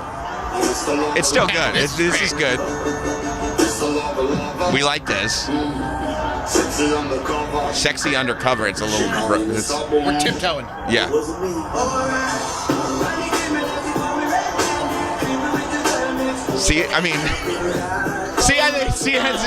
See, they skipped the whole part. They totally just edited it out. Just completely skipped it. And that's not the same little guy that used to sing with Shaggy, by I don't know who you're talking about. It's a different little guy. I couldn't. It was the same little guy who sang in both this and Shorty, You're My Angel. He was in the video? Yes. Oh, okay. Yes, he was in the video. That's how I know he was little. I think that's the move, right? You always got, if you're having somebody sing backups, you got to make sure he's a little guy. That's right, because he's arguably more talented than you. Right. Is it Rick Rock? Might be. Might be. I don't remember his name, but it's very, very possible that it's Rick That sounds Rock. like it could be a name that. Right. Yeah. Right. And Shaggy probably named him because that's like a kind of humiliating name. You know what I mean? Like he was like, no, we're gonna call you Rick Rock, and you're just gonna, because he's singing the hook, and the hook is the important part. Yeah. Except if you get him and he's like kind of little, at least you can put yourself in that higher position. Exactly. I think that's the move. But you could see that they cut off. They could have just let Boombastic play. Yeah. Well, I'm sure they're trying to fit all this into a small time period. They wanted the medley. I bet you that was him, man. I bet you he's like, I want my songs to be played. Because, people hear this and they're like, oh, I forgot about that one. I'm going to go listen to that one. We literally just, when I said 3, you said no. Yeah. And then I told you about the angel. And I was like, oh, that's a good one. That's a good one. I might have to listen to it on my way home. Right, because she was there through the incarceration. Now, is that a prequel to It Wasn't Me? Because if it's like this lady was there through the incarceration, and now he's showing the nation his appreciation, but then he was freaking with the girl next door after that? That's rude. That's really mean. It's mean. It's a terrible thing to do. No wonder he was incarcerated. Probably should have done more time. That's right. I think so. Yeah, he's a danger to society. He's a menace. He's a menace to society. Okay, so you can hear they completely just skipped the part about banging on the bathroom Literally floor. edited it out. Totally skipped it. It's not even like it's an instrumental in here. They edited that part of the song out. Like that never happened. It's not like it's less bars. Right. Yeah. Like musically, it's shorter than a traditional hook. Well, it's like, what are you going to do unless you rewrite it? And how could you rewrite it? Picture this. We were both... Eating lasagna on the bathroom floor? I get eating lasagna. On the bathroom. Sitting on the bathroom floor. But why would Shorty be so mad if you're like, maybe she just cleaned the bathroom floor? Yeah. It's like you're getting sauce all over it or something. All right. I mean, keep going, because I'm like, we're sitting there confused because this is all like, it's the most family-friendly show. Hoda Kotb is back for it. They dug up Hoda Kotb. And they brought her in for it. Everything is heavily, heavily, heavily sponsored. And Shaggy's just being Shaggy.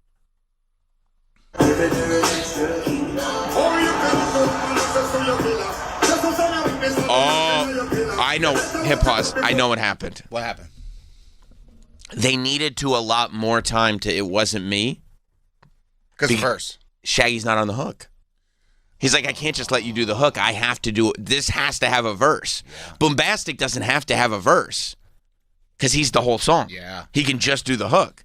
Good call. But he's not letting that dude. No, take his shine. No way. He said, you know what happened. What was the other gentleman's name? Rick Rock. You know what happened to Rick Rock. Don't let that happen to you, too. We're doing a verse. Rush through the hook. Go ahead.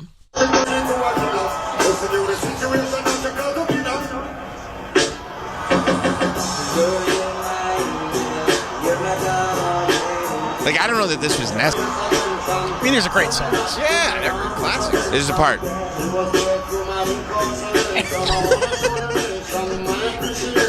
Was Shaggy ever, Can we find out, can you check if Shaggy was incarcerated? Was he incarcerated? And what was the charges? Yeah, because Mike, you said he was a Marine, right? He was, yeah. Okay. I think artillery. Was it a dishonorable discharge due to an incarceration, or? I've never followed up on that. Okay. I don't see anything on his Wikipedia about incarceration. No. I did a Control F for prison, jail, and incarceration. Nothing came up. Did he do a 60 Days In type of thing? Because I was watching 60 Days In over break, and it would be great if somebody was just like on 60 Days In, and they found out their spouse wasn't waiting for them. Oh. And he was like, this is a reality show. What do you mean you didn't wait for me? I'm not even really in jail. I could have given the signal and gotten out. No, I couldn't wait for you, honey.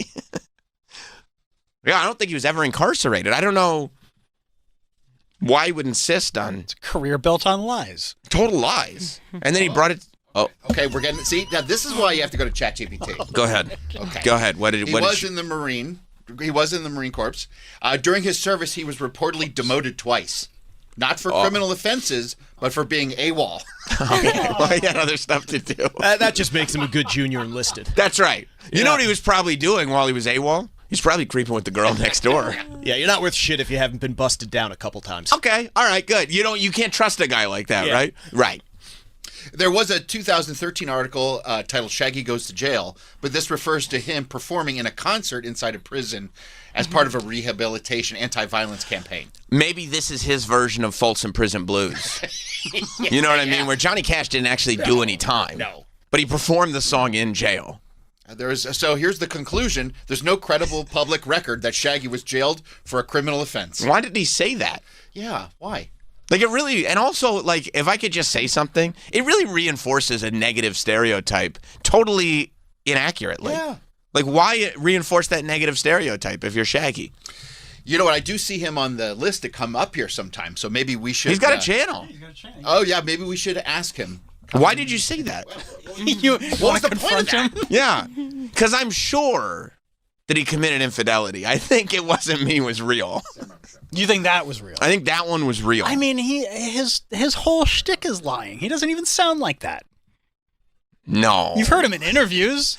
I think he just puts on a voice for It's like, interviews. hey guys, I'm Shaggy. Yeah. It'd be like if the Beatles were like, we're not really British. We kind of put on a twang when we sing. But we're not. It's all fake. No. Troy, you've heard him talk, right? Shaggy? Yeah. Yeah, he's the man. But he sounds nothing like he does when he's sings. No, I think he just puts on I think he's just media trained. Stolen That's all. valor. No, I don't think so. It's like Gilbert Gottfried when he talks. Hello. Versus like, yeah. Yeah. No, I can't believe that that's true about Shaggy. Okay. Next thing you're going to tell me he's not actually as bombastic as he claims to be. No, he is Mr. Bombastic. Maybe he just couldn't follow up being Mr. Bombastic, so he had to lie about infidelity and incarceration. You think the pressure got to him? I think so. The question of whether Shaggy committed infidelity refers to the real-life musician, right? Regarding the song, It Wasn't Me is actually an anti-cheating song. No, that's bullshit. You know, because in the very end, he goes, so, you shouldn't cheat on your spouse at the very end. But nobody gets to the end of the song. They put this is the iPod era. You know what I'm saying? Like you already push next track before you get there. So that's totally wrong. The song is a conversation between two characters. Yes, at the end of the song, the character who cheated realizes the advice makes no sense and decides to apologize. Yeah, but you know what? He still did it. It's not an anti-cheating message because he still did it. You want to hear how he really talks? Hang on. When asked on a talk show if he ever had to say it wasn't me in real life because he was caught cheating, Shaggy replied no. But of course Shaggy replied no. You know why? You want to know why? It wasn't me. Oh. You see? The whole point of the song. He's like, no. I mean, they're like, did you ever say it wasn't me? He's like, it wasn't me. Of course he said no. If he had said yes, he wouldn't be taking his own advice. I believe he committed infidelity. And this is a story, it sounds like about gaslighting. Because she caught him, and he's saying it wasn't me? It's extremely, that's, if anybody wants to know, what is gaslighting? This is gaslighting. It's like, I saw you having sex with somebody on the... You were buck naked with our next door neighbor freaking. That wasn't me.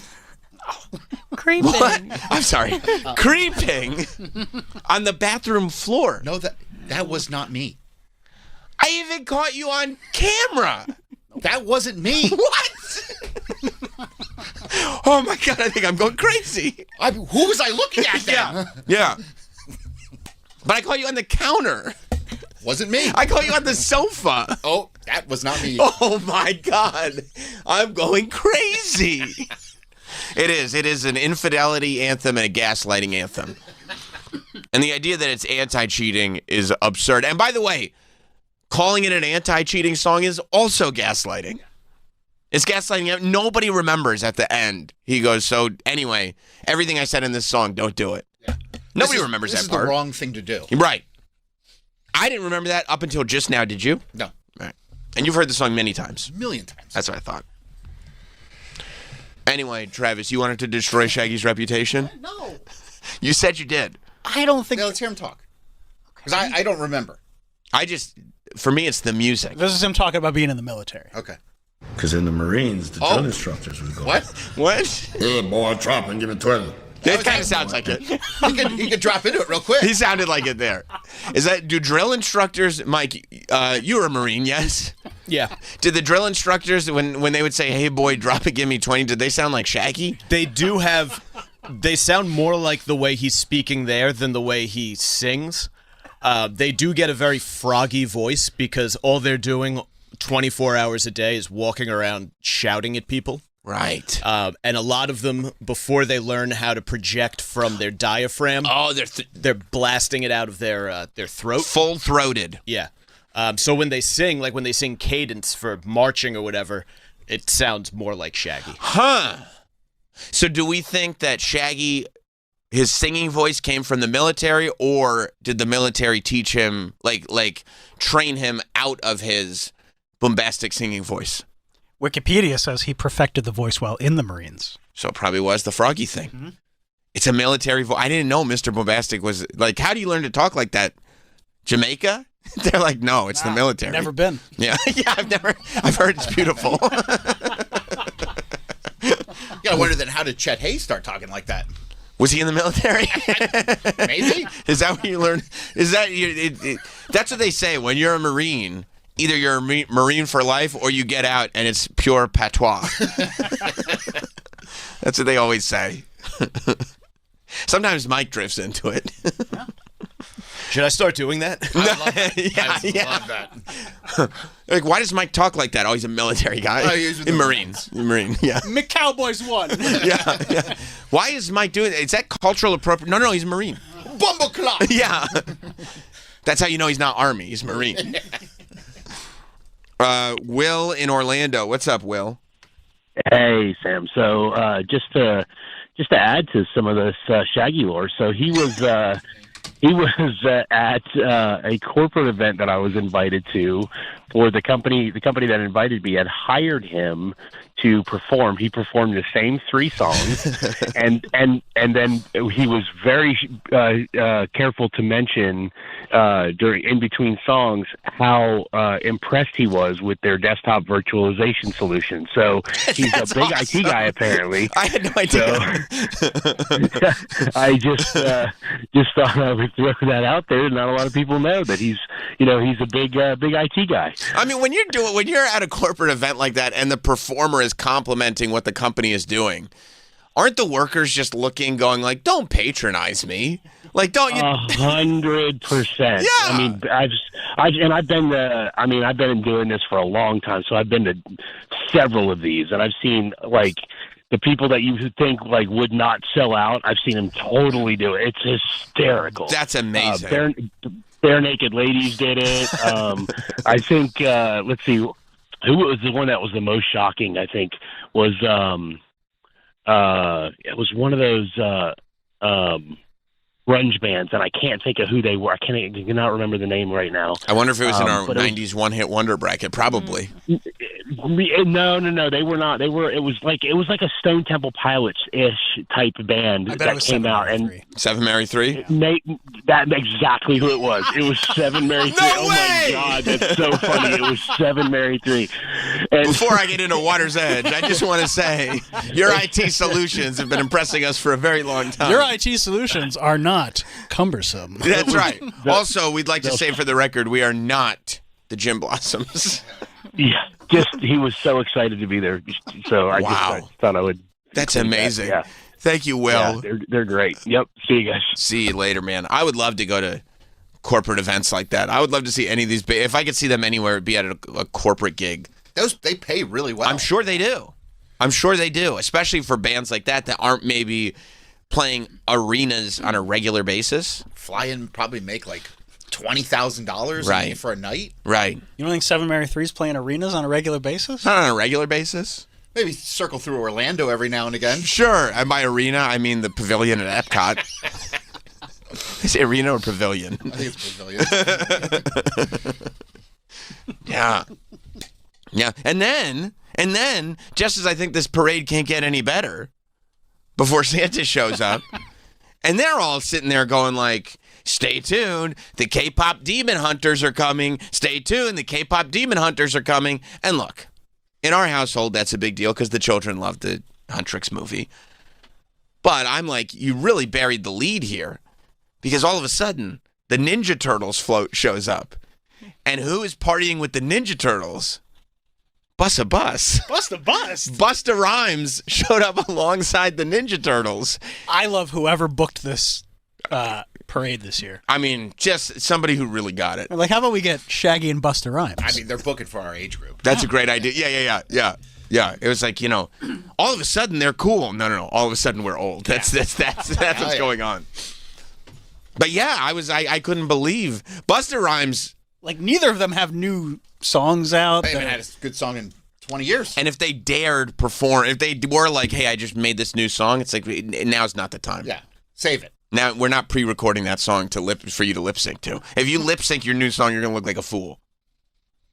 Yeah, but now Busta Rhymes is somebody who, can actually do a medley.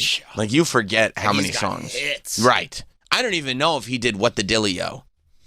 When he performed at the VMAs this year. Yeah. Oh. And did they make up an award for him? That's their new thing. They make up awards for people. I think they did, actually. I think they made up one for Ricky Martin. I think it was the LL Cool J Rock the Bells. That was it. Right. That's it. Yes. It's a made up award. They make up awards for people to show up because they realized that, that's how they tricked Michael Jackson into showing up that one time. It worked for Michael. It did. I can't believe we got Michael. They said Michael thought we had made up an award for him and he showed up. Like, what if we actually made up awards for people? And Busta would show up and Ricky Martin. Yeah, but let's look at there was a moment, because at the Thanksgiving Day parade, yeah, that's right, the Rock the Bells Visionary Award. Yeah. Okay. Congrats to him. Those are all words. Yeah. You can engrave, as long as they can get engraved on a plaque and you can put it on the front of a statue, I'll do it.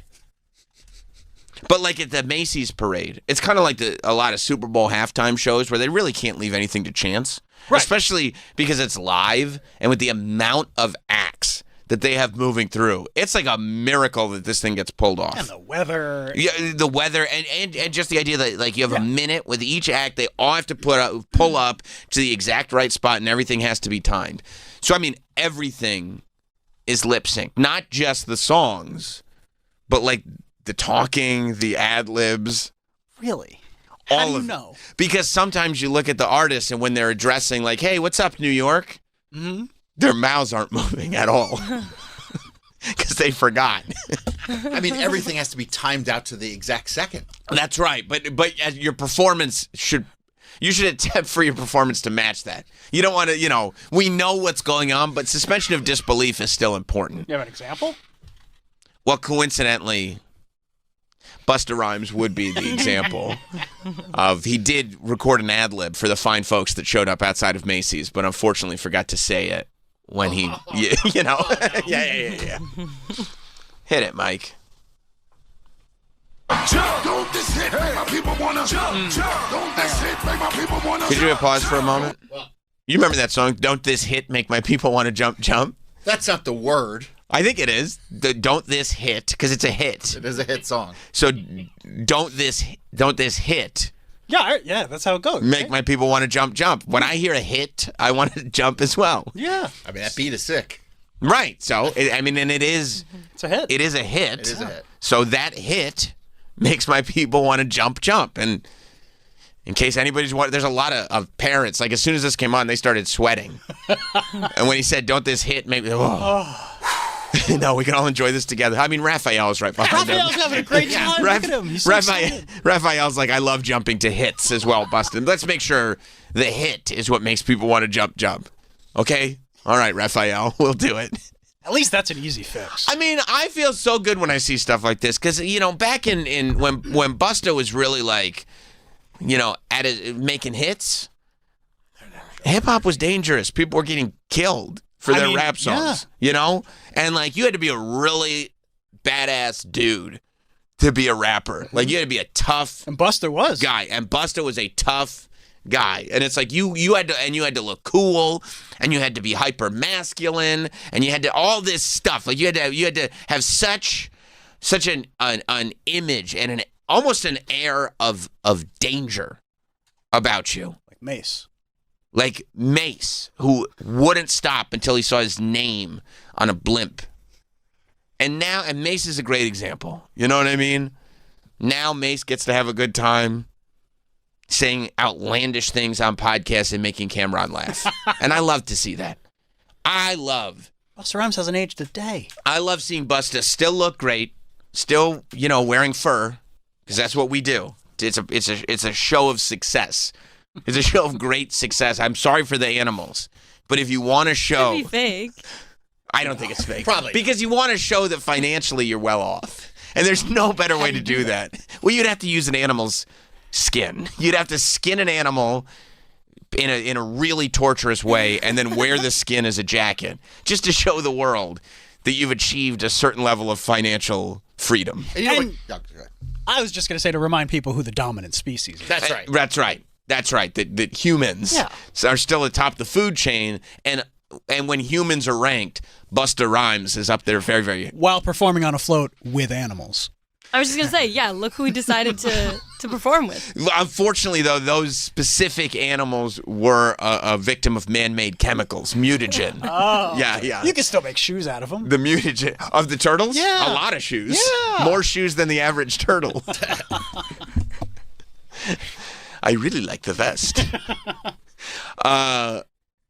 But just the idea that Busta now gets to enjoy his success and hang out with the Ninja Turtles and lip sync his songs. It's like, you've earned this, dude. Way to take a victory lap, my friend. I celebrate it. And his fur. Danielle, you'd like to think it's fake? Yeah. Okay. I'd like Busta to think Rhymes that. doesn't. You don't wear fake fur if you're Busta Rhymes. You don't? No, because you don't want to get called out. No, you're right. And he had a lot of jewelry on. Very shiny jewelry. Yeah. Like, those are real diamonds. Remember when we met Gilly the Kid, and who's now, a massive podcaster, but he used to walk around with a diamond tester, so he could check rappers' diamonds to see if they were real or not. It's such a funny thing to do. But here's Busta, what it is right now. On this shit, make my people wanna. The only thing you need to do right here is to start your freaking head. Let's go. Break your neck, come on. Break your neck. So good. Break your neck, come on. Bang your head until you start to break your neck. Come on. Break your neck, come on. Let's go. Still got it. It's like Chris Brown song, too. That's just don't let you never flap me. And you know that I got a little. He's not there for it. You ain't never gonna stop. Every time I come in, then I gotta sit it, then I gotta go in, then I gotta get it, then I gotta blow it, then I gotta show that every little thing a brother think that he be doing, because it doesn't matter, because I'm gonna get it. Then I'm gonna murder everything and everything about a boo. He's really committing to it, too. Dude, it's so He's the man. And he has so far no notes. That's right. Perfect. Syllable for syllable.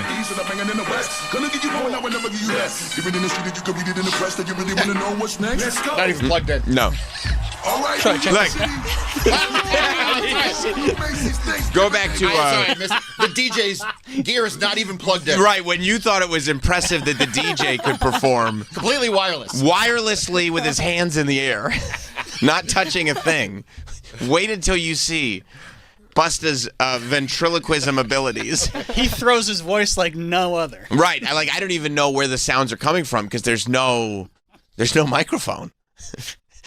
He snaps that mic right back to his mouth so quick. Oh, shit, I forgot. Be banging on my chest and I bang in the east and I bang in the west. Gonna get you going out whenever you left. Give it in the street, you could read it in the press. You really wanna know what's next? Let's go. All right, New York City. He was vibing. He was. Yeah, he was in the zone. I mean, it's such a good song. I would be vibing too. As soon as you hear that beat, you're like, oh yeah, here we are. 30 years later, he still feels that way. He's like, oh, this is a great song. This is a great instrument. Oh, Jesus Christ, I forgot. Timbaland killed this one. Yeah, he did. Yeah, he did. Oh, I forgot. I said hello to New York. And he's probably exhausted. Even lip syncing that other song has got to be exhausted. It's physically exhausting, especially with all that fur covering your body. Some heavy animals. Yeah. It's funny. They must just literally record the entire everybody's performance, what everybody says, and they're just hitting play on it. And everybody has to just lip sync it. Yeah, absolutely. Because you don't want to leave anything to like. You can't leave anything to chance. Right. Go for it. Hey, New York City, let's turn it up a little more for the Macy's Thanksgiving Day Parade, y'all. Yeah. If you really wanna party with me, put it up. Let me see what you got for me. Let's go. Put your hands with my eyes to see. Put it up now. Straight buck wallet in the Yeah, they're having, Savannah Guthrie's having a great time with herself. Nigga, we trust. That could have gone on for 20 more minutes. I mean, honestly, like, it was the highlight of the whole thing. Here for that? All right. It ruled. That was awesome. Wasn't it awesome? Yeah. Can you imagine you're just watching the Cornball Macy's Thanksgiving Day Parade and all of a sudden you get treated to that? I can't wait till next year where they bring out the Yin Yang twins. Oh, yeah. Wait till you see my dick, but it'll be the censored version. Wait till you see my... Oh. Yeah, then Little John. Oh, that'd be great. Till the sweat. Yeah. It just stops there. Yeah. Little John was there. That's right. Little John did perform. Did he? Little John performed as well. He didn't perform Sweat Trip Down My Balls. No. All the bitches crawl or something. Skeet, skeet, motherfucker. Goddamn. No, I think he completely skipped over that one. It was just so much work. Yeah. To try to get a Macy's version. Yeah, he's like, I don't know what to say. It's just so funny because that era, like, we just decided at some point in culture that music should just be as profane as humanly possible. And graphic. And just totally graphic, totally profane. Like, just whatever. Because I think Tipper Gore ruined it for everybody. She made them put a parental advisory sticker on it. And then there was a period of time where if that album did not have a parental advisory sticker on it, I'm not buying that shit. I am not buying it. So everything needed to be graphic. And now you get to the point where all these decades later, you got family-friendly things. You got to figure out how to get this. This is the popular music of the time. You got to figure out how to make it work. Yeah, Lil Jon was on the Toys R Us float. Oh, cool. Of course he was. Cool. Of course and he should be. He should be. That's where he belongs. With Jeffrey the Giraffe. Yeah, Jeffrey the Giraffe. Oh my God, what is happening? Isn't in, it like, great? Bizarro World. It's just great. It's perfect. Do we have Lil Jon? Yeah, you want to hear him? Yeah. It's that time of year again. It's the holiday season, everybody. Look at him on the Toys R Us float. Live from New York. Oh. It's your boy Lil Jon. Yes, it is. Happy Thanksgiving, everybody. Turned down for what?